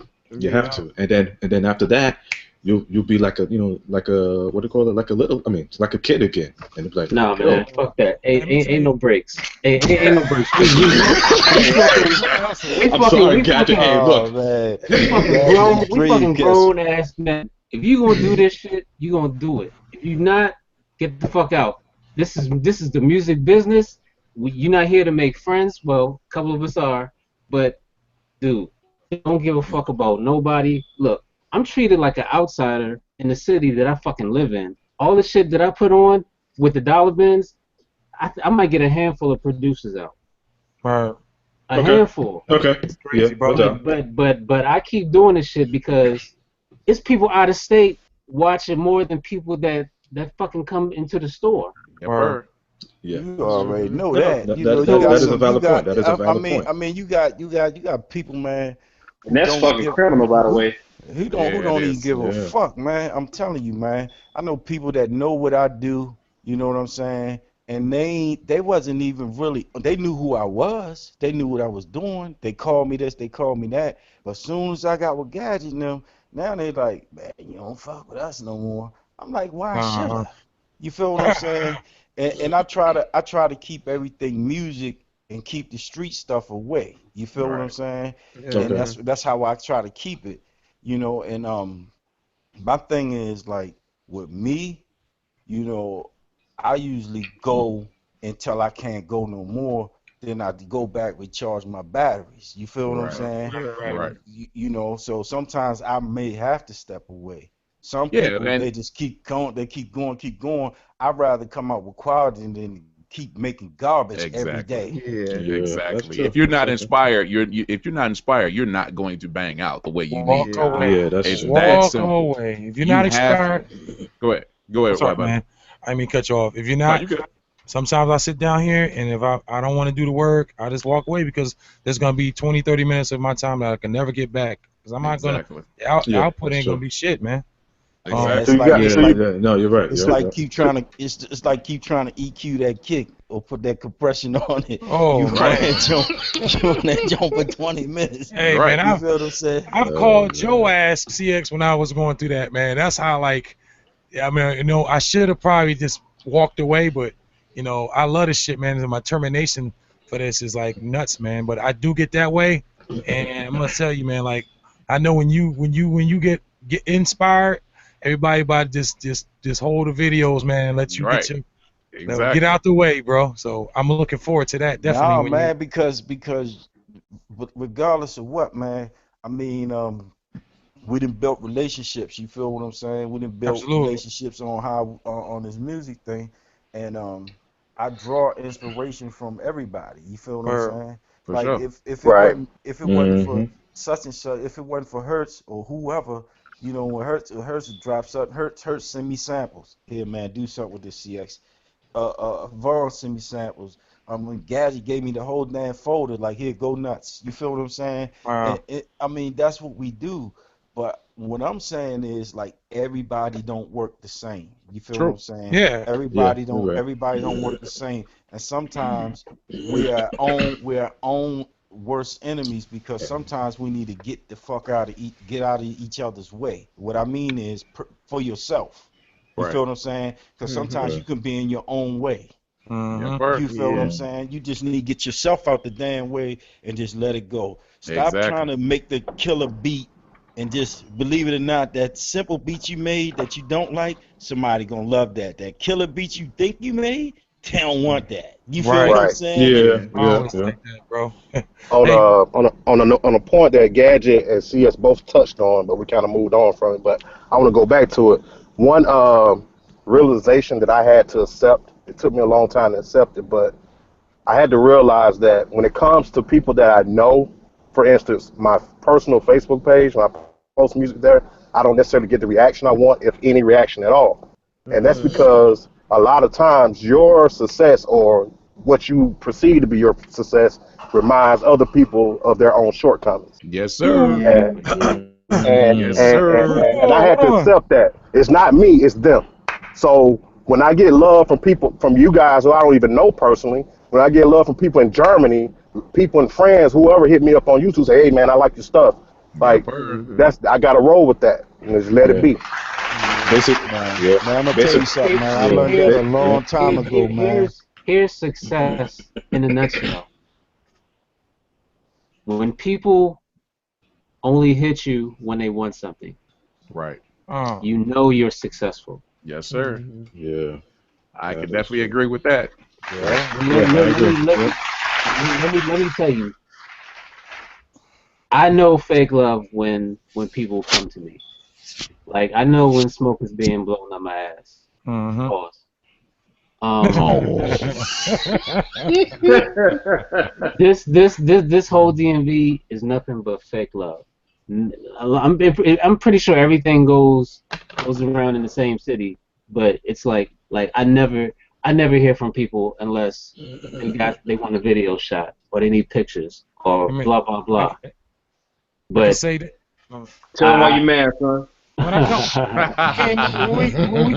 we came up there, man, like yo, I thought like yo, word up, man, I'm gonna meet a lot of cats up here, man. Like, that's what you thought? Yeah, man. Like, hey, no question, bro. That was the same thought that I had. Like, man, I'm gonna get a chance, man, to like really talk to some of these cats, man, and like just show them how much, I'm checking what they're doing. I dig what they're doing. I do what they promise. You know what I'm saying? But I think a lot of us have had this conversation. It's criminal, bro. Like, the turnout was criminal. Now we all enjoyed one another. Don't get it twisted. We had a blast, but the hometown love was criminal. This was disappointing for a cat who creates certain avenues for dudes to weave through, and get them shown and get them seen, and that was like criminal. I understand that life happens, but a lot of cats was probably sitting there with their feet kicked up and shit. True spit. So if for those cats that was doing exactly that, shame on you. Yeah. But I applaud the cats who came through and showed love, and we got a chance to build with or whatever. It was dope. Look, here's Hayes drove all the way from Lancaster, Pennsylvania. Yep. It's cats that live across the street from the hotel that didn't come. Oh wow! Damn! Wow. That's criminal, bro. Yeah, that is criminal, man. That's criminal. Man, even G-Hop came. Yeah, G-Hop coming from Massachusetts. Dude, a high schooler, bro, 18 years old. True indeed. Yeah. And like I said, man, like Chick said, life happens, bro. But and I'm working on. Like I told you guys, working on a music festival, and all you guys are going to be involved.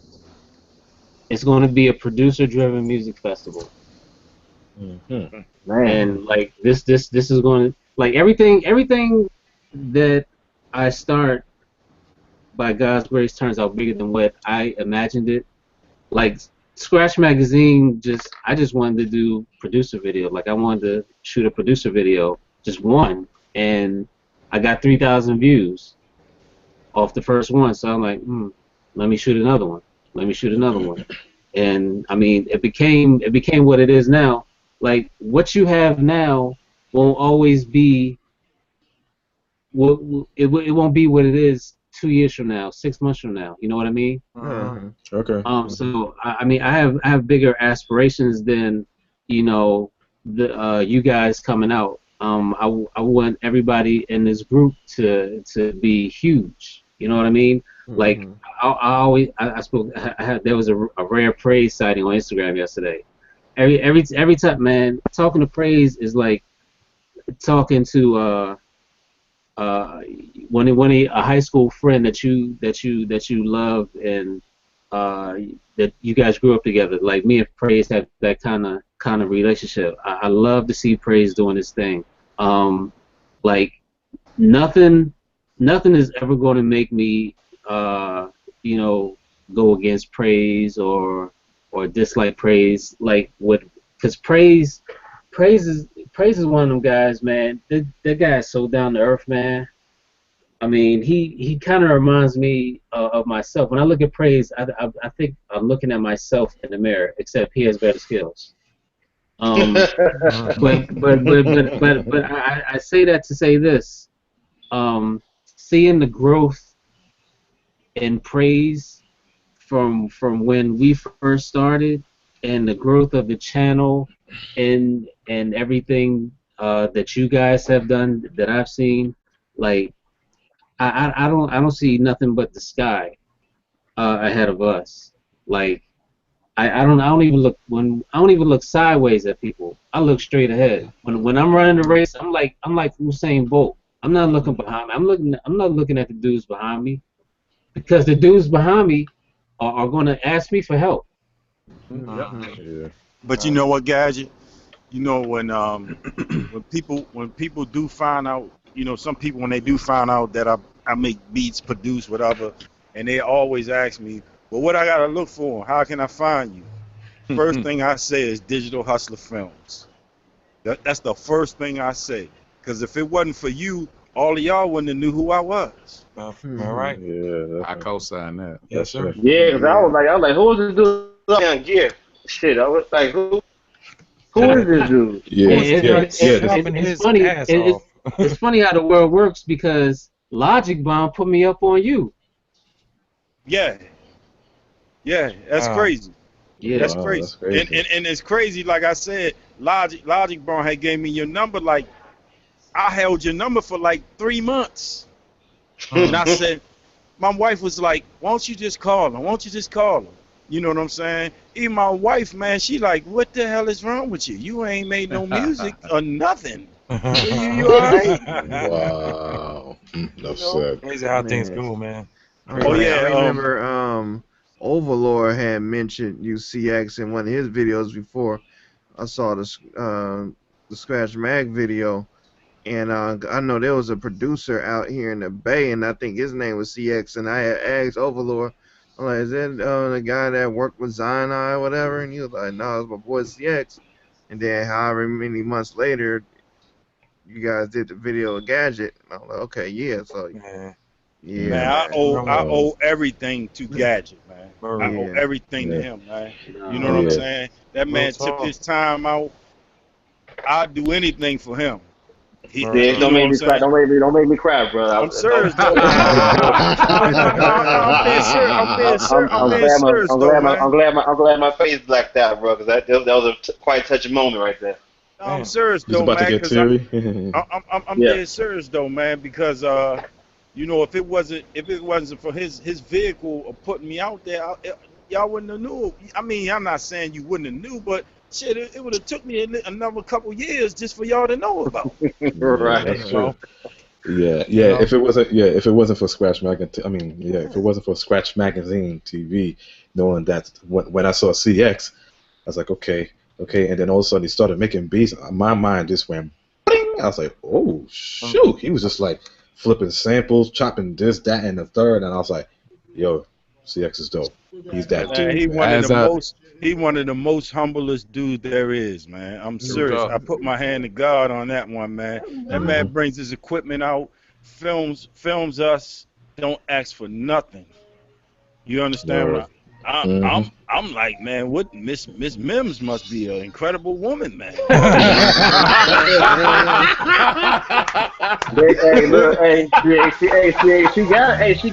gotta be.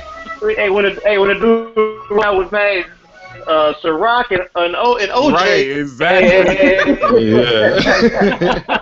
Meaning his wife supports him 100%. But on some real spit though, there's nothing better than a wife who supports her man's vision, supports what her man does. There's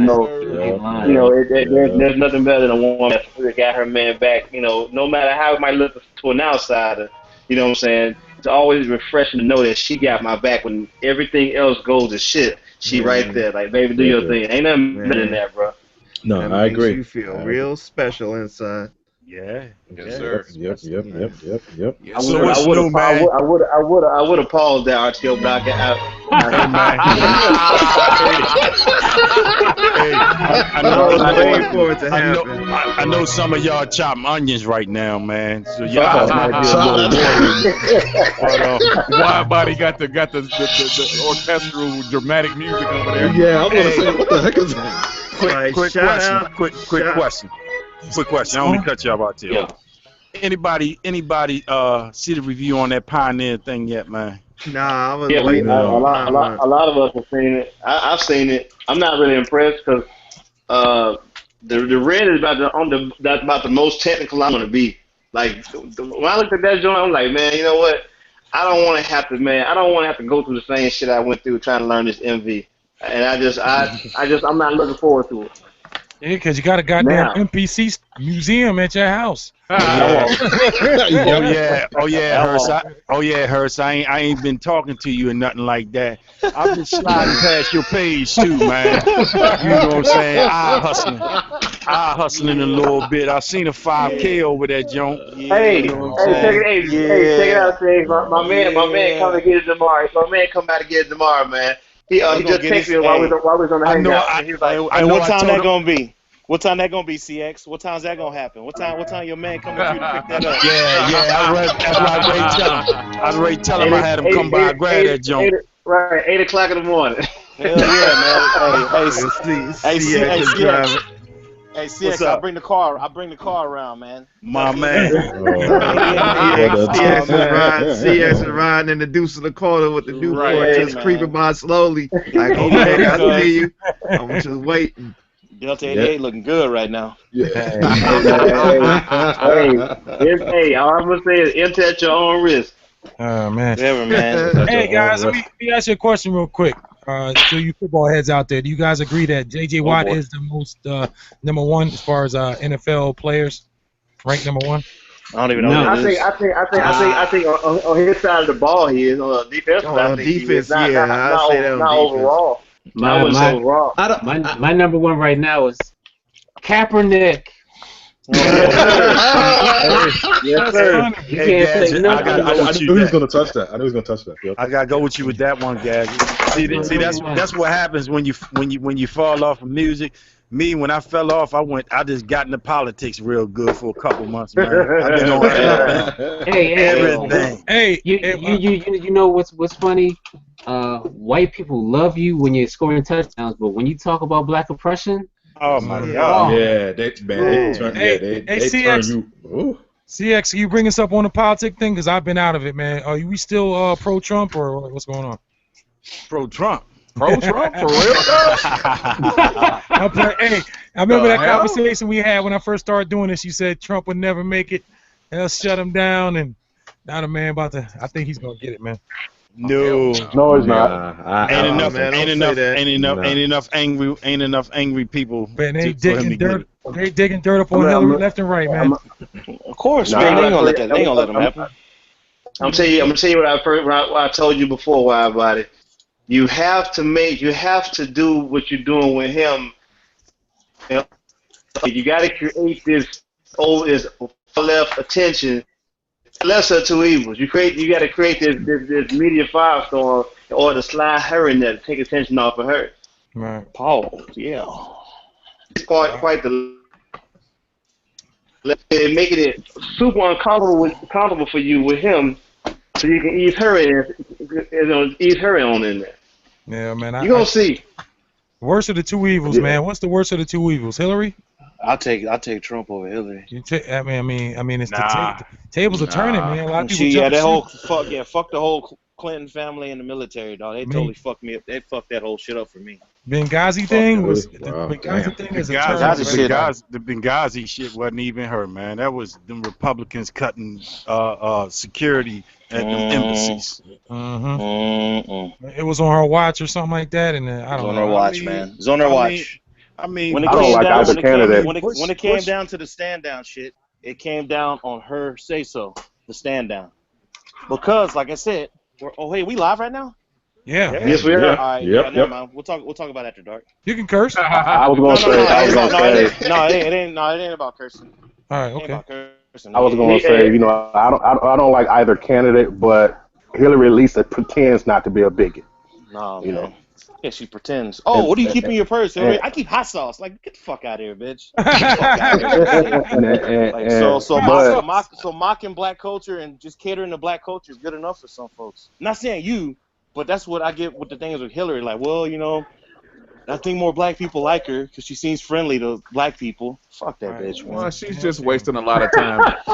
She's doing a lot of unnecessary pandering, and in the meanwhile, and that's just backfiring. What you think Trump just did? Oh, what he said? With all black people need to elect me so I can help you out. And then he said that in front of a room full of white people. He got a record out here taking pictures of him with Popeyes or KFC or some shit. Right, exactly. He got a history of that, man. He got a hotel. He got a hotel on the Eastern Shore over here, and I heard from certain people that when he comes to town, they move all the black people out of the certain parts of the hotel when he comes.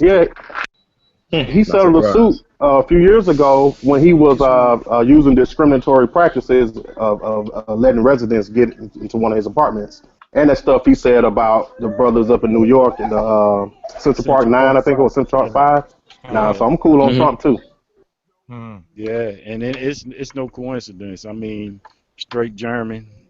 You do the right. Hell yeah. Right. Exactly. But not just a German, but a German for money. Yeah. not just any German, but a German Rich for money. German. Yeah, but they always say they hate the 1%, but he's the poster child for the 1%. Yo, if you put a gun to my head, if you put a gun to my head though, I'd just do Trump over here. Right. That's a damn shame. She ain't fucking. Yeah, I mean, yeah. That's like how they I can't fault you for that, Pat. I don't like either one. That's just how that. I don't like either one either. My family's from the South. Number one, we own a Black Angus cattle ranch in the South, in Central Texas. We don't like government in our business a lot.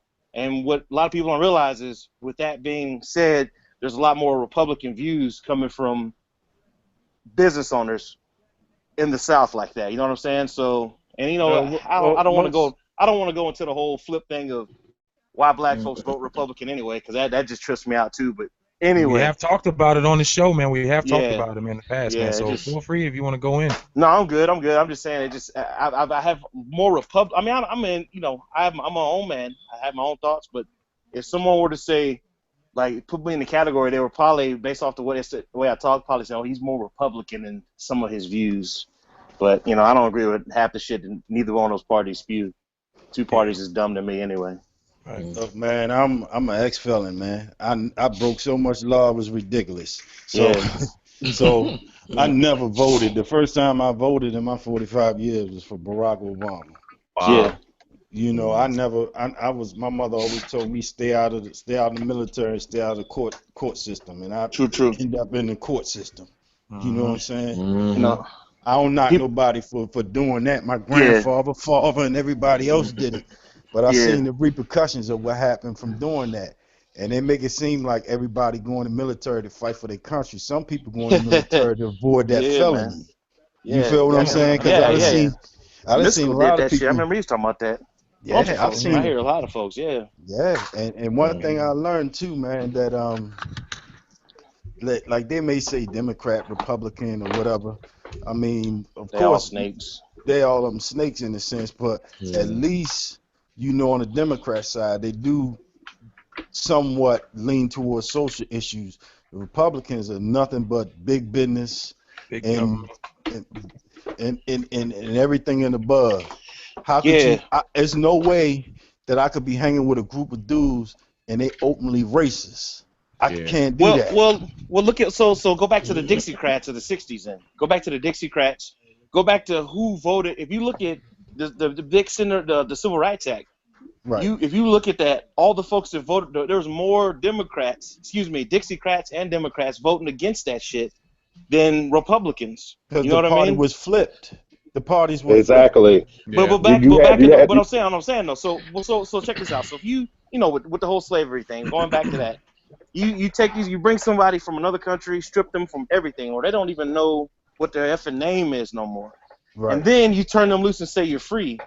And then the first people that comes up to them and says, hey, man, what's up, cuz? I got something for you. Hey, you know what? I'm going to help you out. Democrats, you started seeing the shift. That's where the shift happened in my eyes. So with that being said, it's just like, I don't, even to this day, people say, well, Republicans are always racist. Like, no. Let's go back to where this shit started from. You know what I'm saying? I don't. You can't really say. And even in Texas right now, I can name some of the biggest cattle ranchers there that are black that are straightforward Republicans.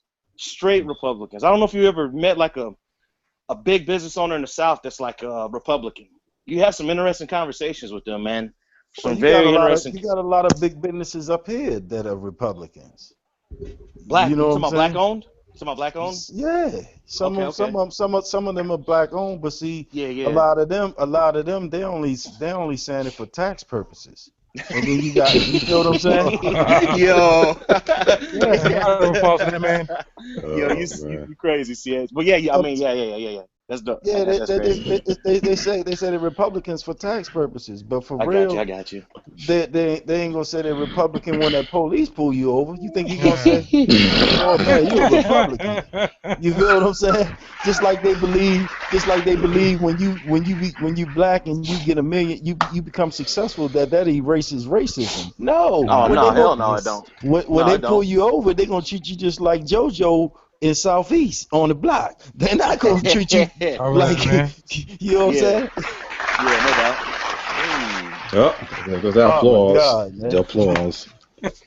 Hey, the one thing that I hate about, I wouldn't say politics, but Democrats and Republicans, well, the Democrats hold this immigration thing over the Hispanics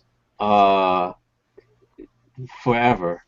Because they always promise them, oh, we're gonna open up the fences for you guys' families, and they never do. They say that every 4 years we're gonna do it. We're gonna pass the immigration law. They only do this to get the Latino votes. Yeah. I don't know why Latinos and blacks keep falling for this bullshit. Bait and switch all the time, man. You got a lot going on back there too, Vaughn. What's up? You got a lot going on back there. I can't really take inventory though, man. He went back. Oh, but this dude, you want to go? You on the side when it come get my shit? Shame on you. Hey, your shit is my shit. My shit is your shit. How do we feel? What do we feel? What is? Go ahead. But for real though, guys, you got a point there. You know what I'm saying? You do got a point with that. And a lot of things, I think it was a systematically planned to destroy Barack Obama by not letting him do nothing. You feel what I'm saying? Because for real, when George Bush was in office, they passed the immigration plan. But why, when with Barack in office, they won't let him pass one? You feel what I'm saying? Look, here's the thing. When Congress had the majority of Democrats, they didn't pass the law. So that right there tells me they didn't want to do it in the first place. So fuck them. Yeah. Gadget has spoken. That's right, Gadget has spoken. I'm gonna get some street money, man. While everybody else trying to get some other shit, I'm getting street money. Hold me over. Hey. If you don't have five strings of income, something wrong anyway. Yeah. Real talk. I'm the mayor, the police officer, the judge. I am the parking attendant. Yo. Can I have a few more minutes on the WHA? Man, come on, dog. Do your thing. Hey, man, I'm going to need, man, I'll talk to you about it later, Tess here. What do we feel on immigration? How do we do? Are we cool with just letting anybody in the country? Or we want to try to, like, no, man, they come in here, they're taking all our jobs. We don't want none of that, man. They're taking all our jobs. They're taking up all the good schools. No, I don't have, so go ahead. No, you good. My only reason would be, I mean, I'm not against immigration, man. I mean, land of opportunity and everything. I just think with the whole terrorism shit going on, man, I think they should know who's coming in and out of the country. Come on, dog. Hold on. Let me hit him, Ty. I'm not talking per se borders. I'm saying per se borders. Let me hit him, Ty.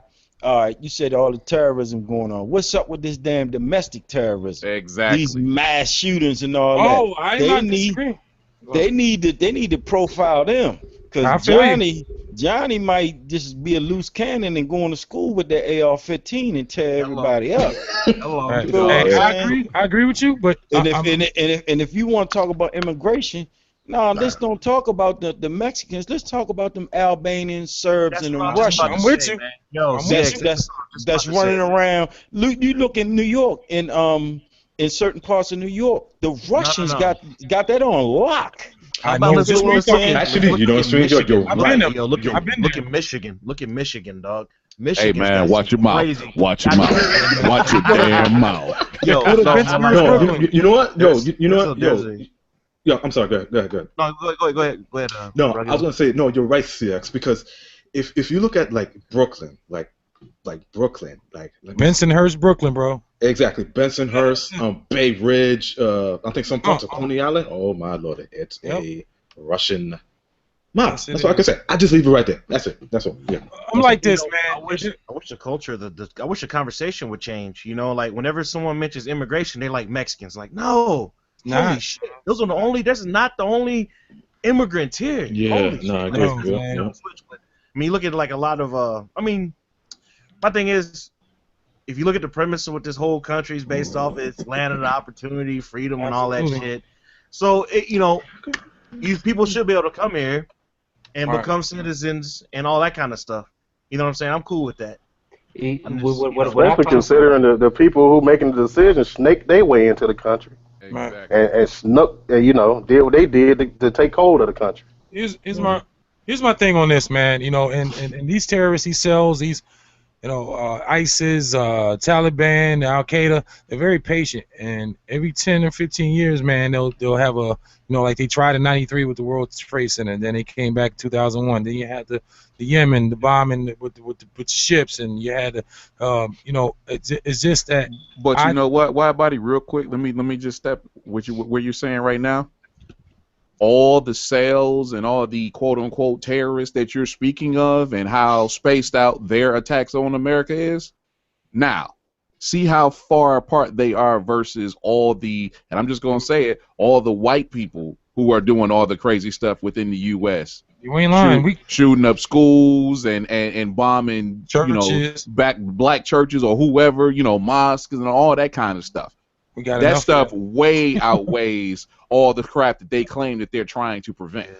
Just like those people, Right. just like those people that were standing, just like those supremacist terrorists that were standing out in front of the NAACP in Texas. You let them get away with that shit too. And also you have to understand too who owns the propaganda machines. Yes, It's sir. easy to say what somebody has done, as opposed to how they look or whatever. But here's the thing though,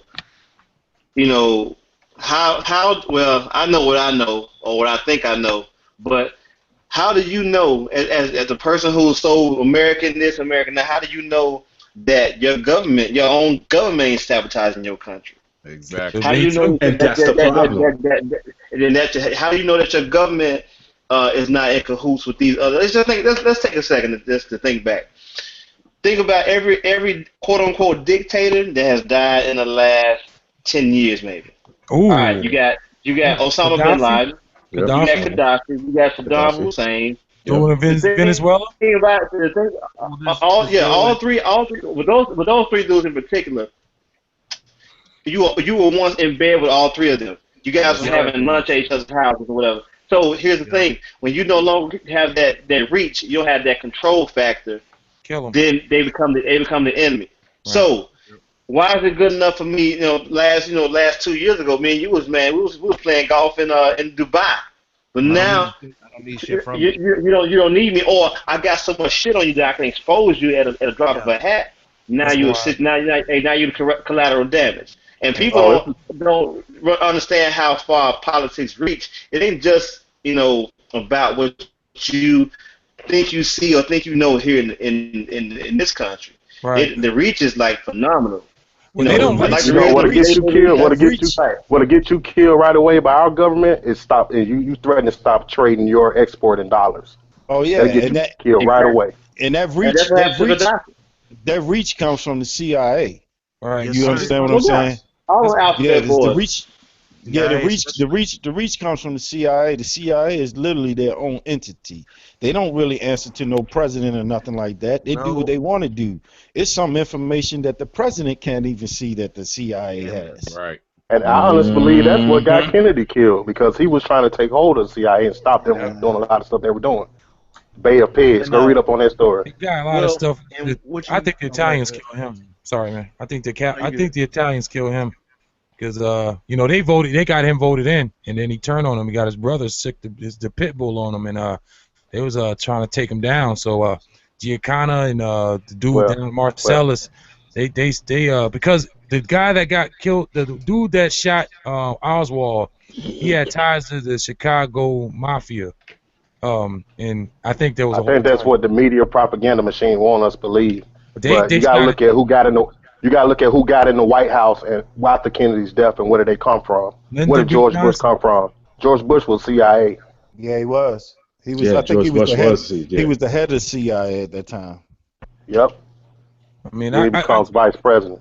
I play devil's advocate in a lot of stuff, man, because I always try to. I mean, it's so you know, misleading, and then they want you to believe, and then it's actually this. I mean, it's just you don't know what to believe, and you don't know what not to believe. So it's crazy, man. But they do a good job at it, man, trying to pull the wool over people's eyes. It starts before the media. It started in the school system. First time they start teaching you about manifest destiny, that's when your antennas should have went up. Oh man, I heard that. So you took these people in because God said you should take their land, and I'm supposed to be okay with that? I don't think so. Yeah. They want to teach Darwin's theory of evolution at the same time. Well, you know what I always said. You know, they destroyed us and actually destroyed them to the extent too. What I mean is, made us think we were nothing and made them think they were invincible. Mm-hmm. And they created everything. Me inferior. Yeah. Yeah, that's Yep. You know, America's not hence the encyclopedia on hip hop 25, 30 years from now with Eminem on the cover. All right, they be trying so hard to put. I'm gonna tell you something I heard today, man. That was so crazy, right? I don't know if any comic book fans or Marvel fans. I'm a Marvel dude. They had a petition going around saying that a white dude should play Black Panther. Wow.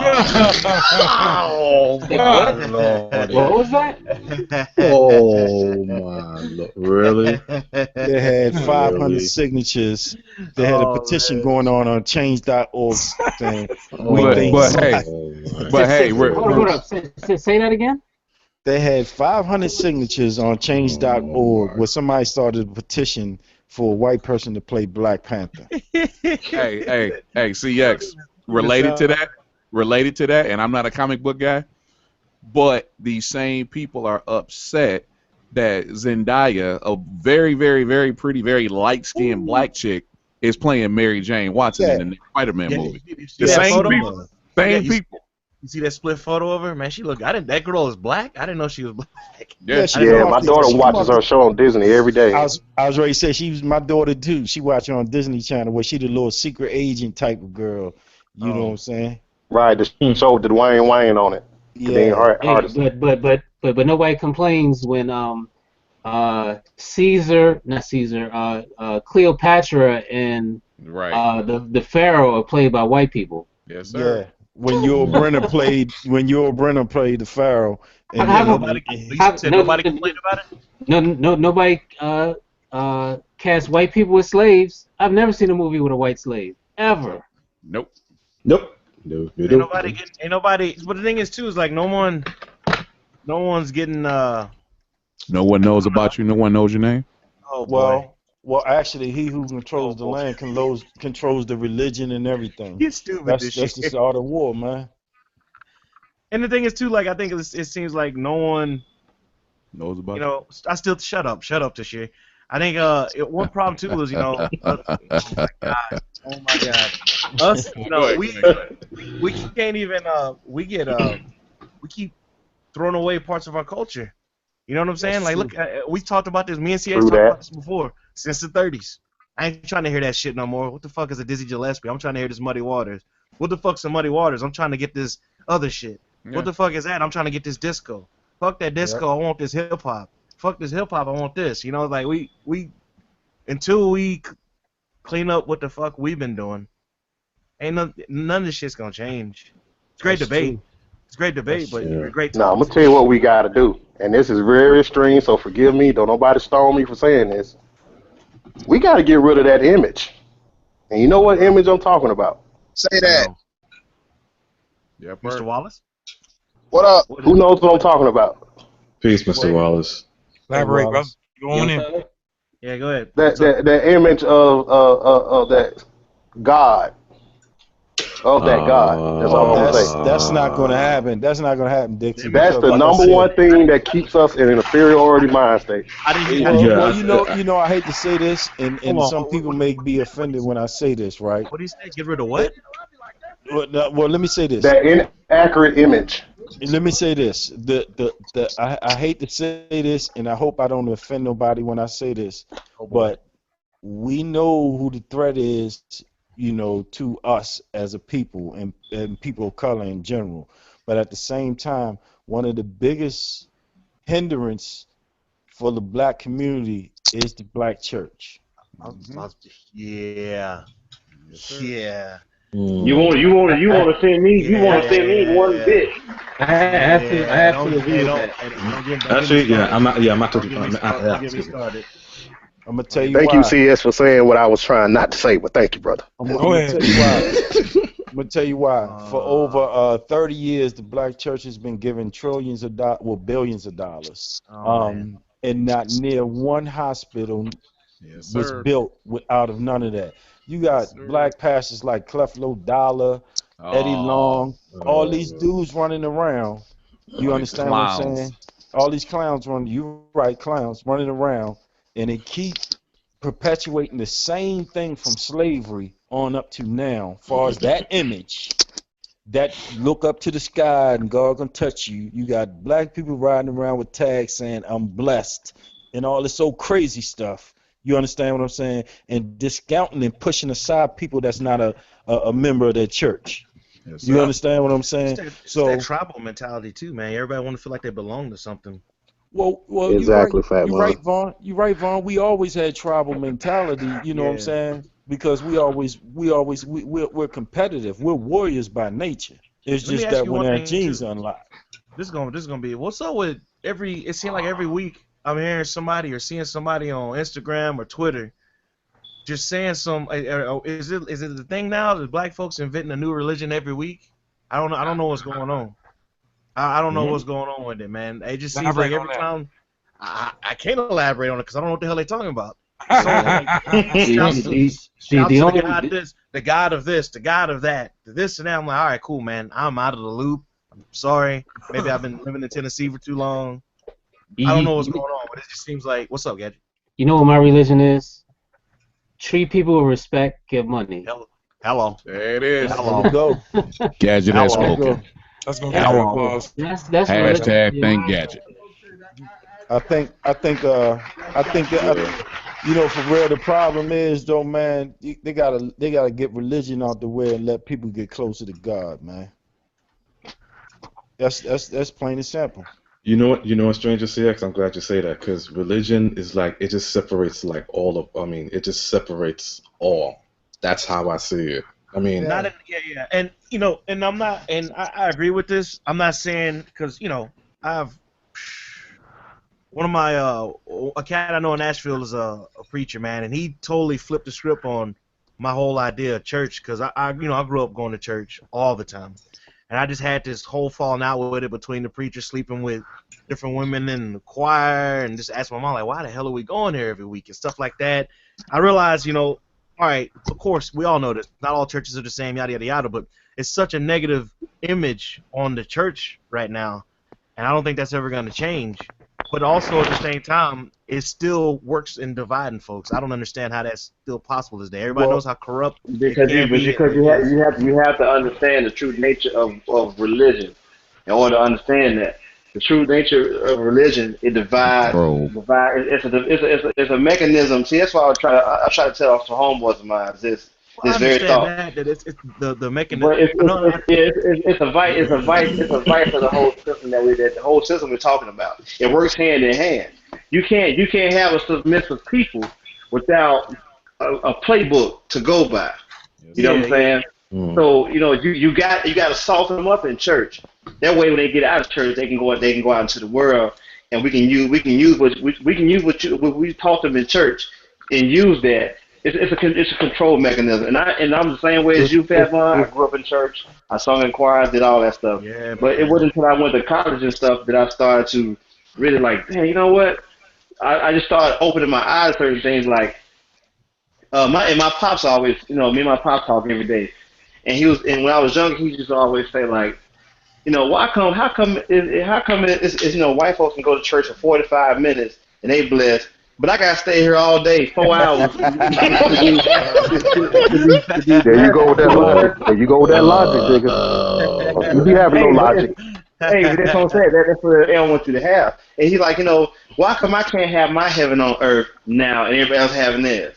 Right. So with that mindset, man, like I said, me and my pop, we talk all the time. We don't always agree on stuff, but that's one thing I picked up from him one day when we were just having a casual conversation or whatever. And the thing about it is religion as we know it is so distorted and so diluted and so it's so many things that it's not even pure. Religion been stepped on more times than blue magic, bro. I mean, What Obi-Wan Kenobi say? The weak-minded are easily controlled. Yeah. The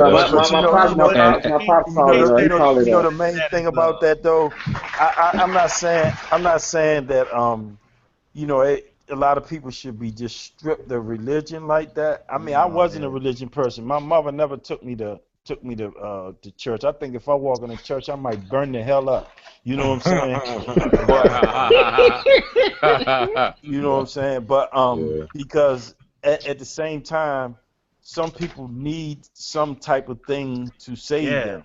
That's what I don't never knock it. So if if you snatch that from them, that little it's hope and faith that they had for something will be gone. You understand what I'm saying? And what that person will become. But what I'm saying, but what I'm saying is like it's a crazy self-perpetuating thing that's keep being perpetuated by us, our ancestors, because they were beaten to submission to become who they are. So you ever notice that older people, some older people are like our grandmothers or whatever. My grandmothers are gone now, but I remember one of my grandmothers, she always wanted you to be passive because that was associated with being a Christian or whatever. But I was a Muslim as well. You feel what I'm saying? So we were always taught not to be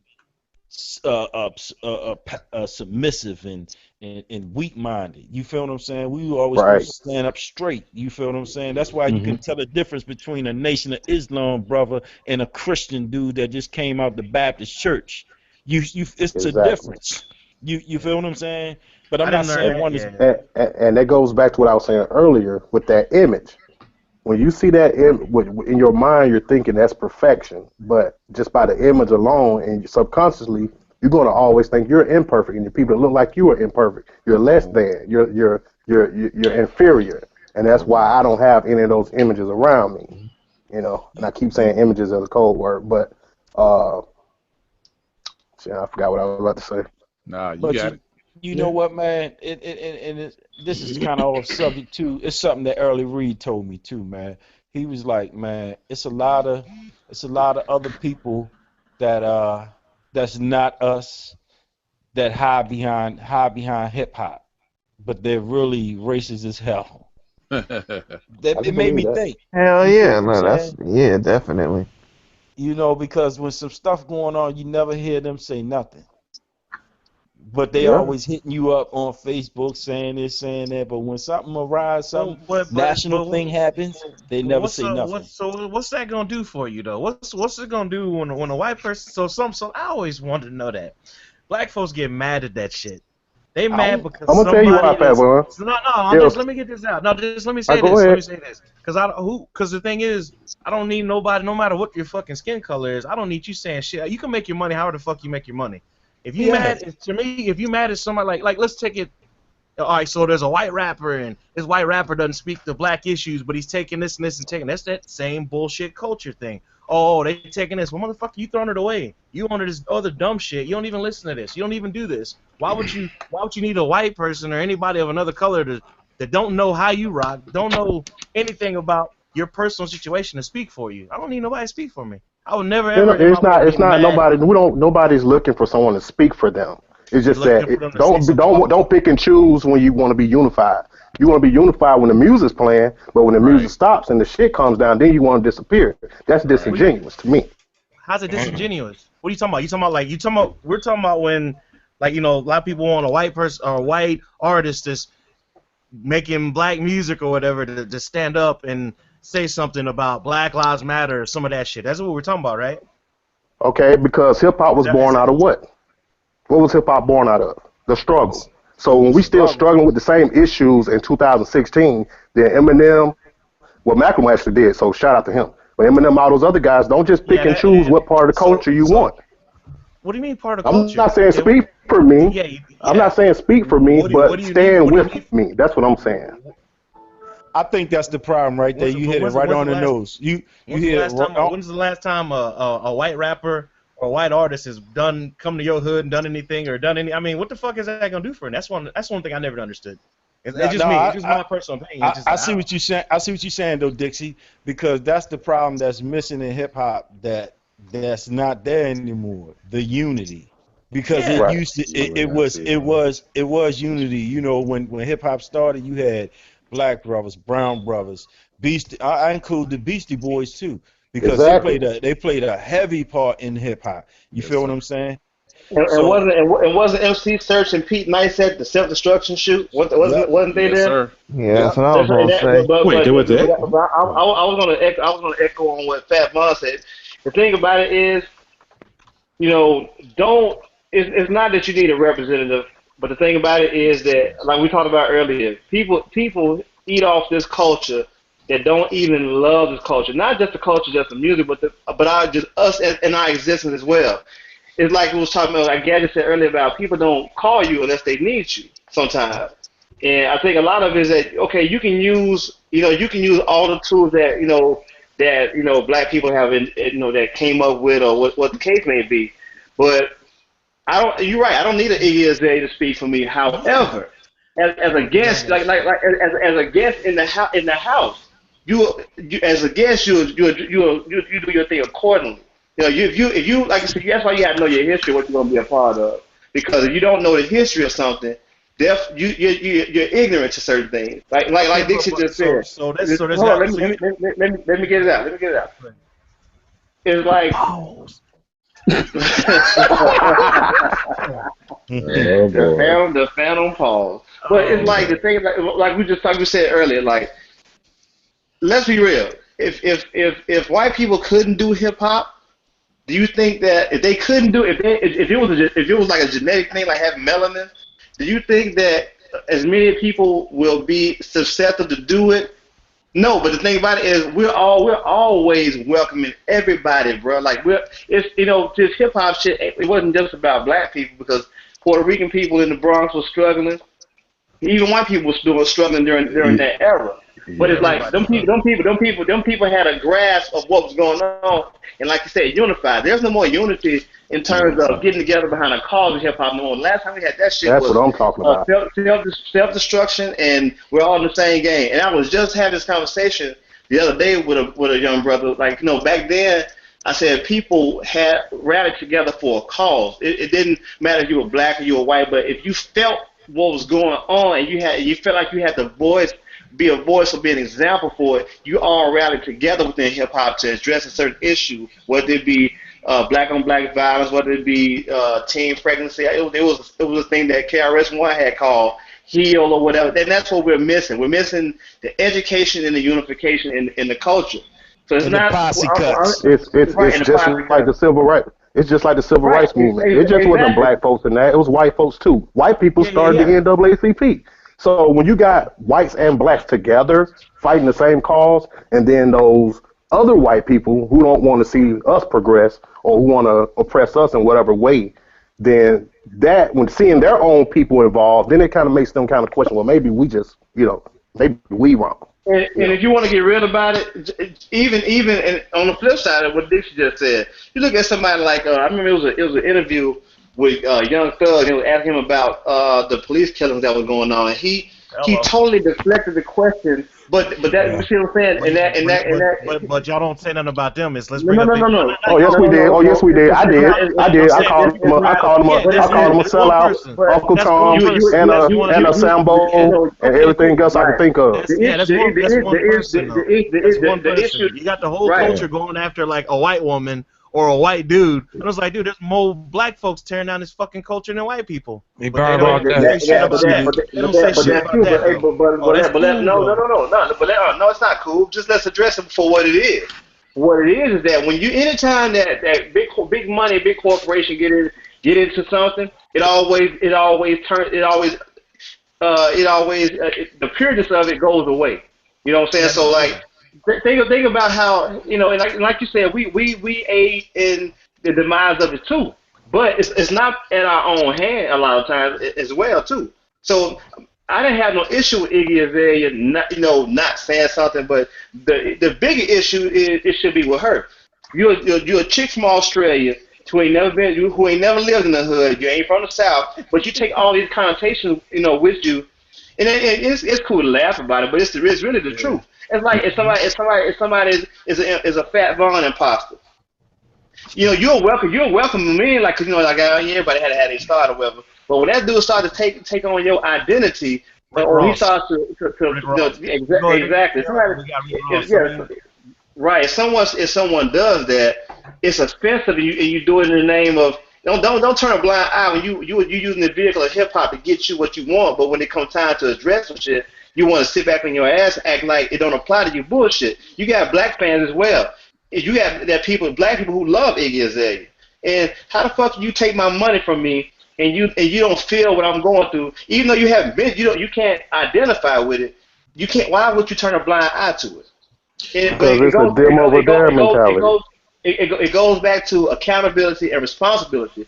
Hip hop is a tool. It's like a gun is a tool. If I got a gun, I'm responsible for the maintenance of it. I'm responsible for keeping it out of the reach of kids or crazy ass folks that might use it. I'm responsible. Right. But I don't think it's so much of a color thing. I think it's about the fact that you use this vehicle but you don't put back into it. You don't put back into it what you take from it. And that's a culture vulture. When someone takes from the culture or takes from a neighborhood or takes from anything and don't put back the seed, they don't go back and plant seeds for trees to grow. No. Yeah. I don't know. Maybe it's just me. Go ahead, Gadget. Here's to me, and I don't know about anybody else, but the biggest culture vultures are not even in music. They're clothing designers, Ralph Lauren, Timberland. Everybody, no doubt. Everybody that we've supported that has not. I mean, I agree. Michael Jordan. Yeah. Right. I agree. They don't have to do anything for hip hop, but when you see black kids rocking polo, black people have to. Ralph Lauren has to acknowledge that 40% of his money goes to black people, at least. Especially, I don't know about Chicago, but I know here in D.C., Philly, and New York, everybody is fucking polo down. Dude, man, and I don't see one black model when I go to polo.com. Not one. I mean, look at the shit that Tommy Hilfiger said. Yeah. I don't think that was real. I don't think that was real. I don't think that was real. Okay. Put a lot of food, lot of food on his table plate during the years, man. Exactly. Yeah, I'll say this. I'll say this, man. I'll say this, right? And excuse my French by saying this, But some of these niggas got to die so these black folks can live. That's all I'm gonna say. True. Yeah, man. All I'm saying is get some black people on your fucking website. Black You know what people, I'm saying? black people wear polo. Black people wear Timberlands. You know, Yeah. so Yeah. the reason I was saying that though hurts because it's been brought up with my friends before as a joke. So it's not so every few months I get a check, right, from country music I've sold. And a dude was jokingly said, "Hey man, when you gonna start speaking on white issues?" And we all laughed about it, but I kind of walked away like, "Holy shit!" Like I wonder if people really do feel that way. You know what I'm saying? You know what? You know what I'm saying? That's the equivalent. That's the equivalent of a slave talking about how hard the slave master got it. So two different dynamics. You're dealing with two different dynamics because there's no skimming the top. Though. I'm just saying. There's like there's no way that oppressor can speak for the slave master or the slave driver. There's no way because they have two totally different outlooks on life. You know what I'm saying? The slave master make you yes you do. No, because I'm saying so you got a white person making money off predominantly black music, and you got a black person making a shitload of money off predominantly white music. What's the difference? You said, what's the difference? No, money is money. But here's the thing, though. If there was something, if you're a black country, okay, I'm glad you said that. You and I were just having a conversation about country music and the way that it's going right now. As a country music purist, you can speak on the purity of the culture of country music because you're a participant of it. Now, if somebody comes in country music, and like you just said the other night, he was like, man, they doing the same thing with country music. They coming in, they doing this and doing that. Yeah. You're more averse to speak about it because, let's be real, country music ain't nothing but the blues. We talked about this. Yeah, hell so yeah. So country music is black music. It's a black music thing too. But back to what I was saying, like, you can speak about the purity of the culture. I'm not gonna say the purity of the culture, but you can talk about all the vintage stuff that you come across, whether it be the artist, the gear, or whatever it may be. But if someone comes in, a new school person comes in, and they start calling this pop shit country, you're gonna be like, no, wait a minute, that's not that. You can speak about that because, like I said, you're a willing participant of it. But I'm talking about the whole, I'm not talking about us in this group, but folks, you see it. You see the Twitter stuff. You see she ain't at none of these rallies, and she ain't none of this. She ain't at none of these or any of these artists, And before Macklemore even put out that track, people were going at him about it too. Like, well, how come you ain't speaking to this or doing to that? I ain't never ever gonna do that. Because but it used to be the same thing. It used to be a time in this country where I know I wasn't alive then, but when you are artist. Artists can speak way louder than an athlete can. You know what I'm saying? Because an artist sees the world through different eyes. I like to think. So you had a time where artists would rally and speak out against stuff. You had people like Bob Dylan. You had people like whoever, you insert favorite dude here or whatever. But do I think it's necessary? If you're a white person saying, "Oh, I got black friends," okay, you got a black friend that if you're a white person, you have a black friend that get racial profile, and you're gonna say, "Oh, don't worry about it." You're not a friend. You ain't because you're not really a friend because here it is. I'm going through something catastrophic and kind of like really like the norm. It was people who were getting killed, man, for having black friends in the civil rights movement. People who were really like. They healed into the civil rights movement to get equality for not just us, but anybody that was pretty much oppressed by the system. So them people, they relish in that whole ideal of getting equality, even if it meant their life. So when you got a person nowadays using the same vehicle, or y'all walking the same path, the beaten path or whatever, and like it's a lot of black kids I know that like Taylor Swift or like Macklemore or whatever the case may be. But in your recesses of your mind, if you have people that support your lifestyle, support what you do artistically, I think you have you're not you don't have to do anything. It's a free country. You don't have to do shit. But morally, it goes back to your morals. If a white kid got shot in the back 2 blocks from me and they rallied about that shit, I'm gonna go to that rally. You know why? Because that could have very well been my black son. See what I'm saying? So it don't matter. It's not about the color, but it's about the responsible thing to do. I could ride by there and say, well, hell, they shoot black kids all the time. I'm gonna keep going. No, that's irresponsible. You know what I'm saying? They killed a black kid. I mean, they killed a white kid not too long ago, man. He was in his car smoking a joint, and the police opened fire on him. So the thing about it is, like, anytime somebody of the white supremacist nature thinks that a white kid is doing something black, they automatically categorize them like one of us or look at them as one of us. As if they. So that's what I'm saying. So it's really. I think you have an obligation. Now, you don't have to do anything, but it's a moral thing.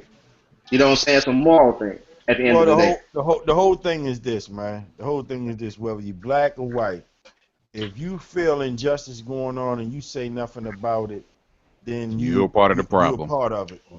Mm-hmm. Right. Exactly. But everybody want to shit on Colin Kaepernick, man. But you know, and this dude ain't even. This dude not even black. He black. He black. Now he's Middle Eastern. He's not. I don't think he's adopted. No, his dad's black. Adopted. Okay, well anyhow, I was gonna say he called him. Anytime you got hold on, Hurts. Yeah. If them peoples pull him over in that car, he black. He black. Yeah, he's black. Exactly. Yeah. Hey, you pull over them folks. Yeah. Look, hey, cause you know, any drop of black blood in you black. You know what I'm saying? All you need is a drop. No, hey, that's what they say. All you need is a drop. So, but for the record, not to cut you out, but shout out to Macklemore because he did participate in a rally in Seattle. So when I say stuff, what I say, I'm not talking about everybody. Right. And even if you're gonna enjoy the fruits, you know, be around for the struggle too. That's all I'm saying. Mm-hmm. Yeah, you know, and even if it ain't genuine, nowadays a lot of stuff is about appearance. Just think about these rappers we talk about. They got the best skills. They just got the best. They just look appealing to people that don't do what they do. They just look the part because they don't have the skill set to prove they can know what they're doing. So I was holding black entertainers accountable too. You know, because a lot of them, you know, they didn't use their platforms as they should have. Of course. I flat out. So F them, you know, F them too. Yeah, you know what? Yeah, but you know what? Everybody's guilty though. Everybody's guilty though. Everybody can't be a Martin and a Malcolm. You feel what I'm saying? Everybody got a role to play. Everybody got a role to play. You feel what I'm saying? I'd rather have somebody speaking out with some intelligence and knowledge of something than somebody speaking out who about dumb as a bag of rocks. Same way when something go on in the spot and then the news reporter go over there and a black dude could be standing over there with a Brooks Brothers suit on and somebody could be standing over there with some raggedy ass tennis shoes and some crazy shit on. They're gonna go right over to him. You feel what I'm saying? Instead of the dude over there that's looking intelligent, they're gonna go to the one that looks non-intelligent. You know what I'm saying? The typical thing. But what I'm saying is, like, all of them can't speak up, and all of them are not gonna speak up. You feel what I'm saying? And sometimes you're gonna have some people that are not of color. For real, a person that is not of color would be one of the best ones to speak up because we are in a country that is not majority of people of color. It's a country where the majority is white. So who better to talk to other white people than a white person? And that's kind of what I was hitting at a little bit. Not that I need them to, but if they want to do that, great. But it's like with the women's movement back in the day, how they were oppressed too. I'm sure they got the white man's attention when they started seeing other white men stand with them. You know, it seems to have it has a bigger effect when it's people that look like you telling you, no, you fucking up right now. You know. Yeah. All right, I'm gonna have to wrap the show up. Hold on. All right. Well, This wraps up Talk That Stuff number 16. We could have talked about it all night. It was a great show here. Want to thank everybody for coming out. Mr. Gadget Mims, CX the producer, Dixie Freely, DJ Rugged One, I Am Gigahertz, Fat Von Free, Mr. Wallace, RTO. Y'all gonna make me hook my MPC up tonight, man. Yeah. Oh, there you go. There you go. That's what I'm talking about. There you go. That's what I'm talking CX about to about. shut it down. Be on the lookout. Talk That Stuff 17 coming up next week, Sunday, same time, 9 o'clock. Man, I'm gonna hang out if anybody hanging on. Yeah, behind the scenes. Yeah, I am. Yeah. Yeah, I'm gonna hang out for a bit.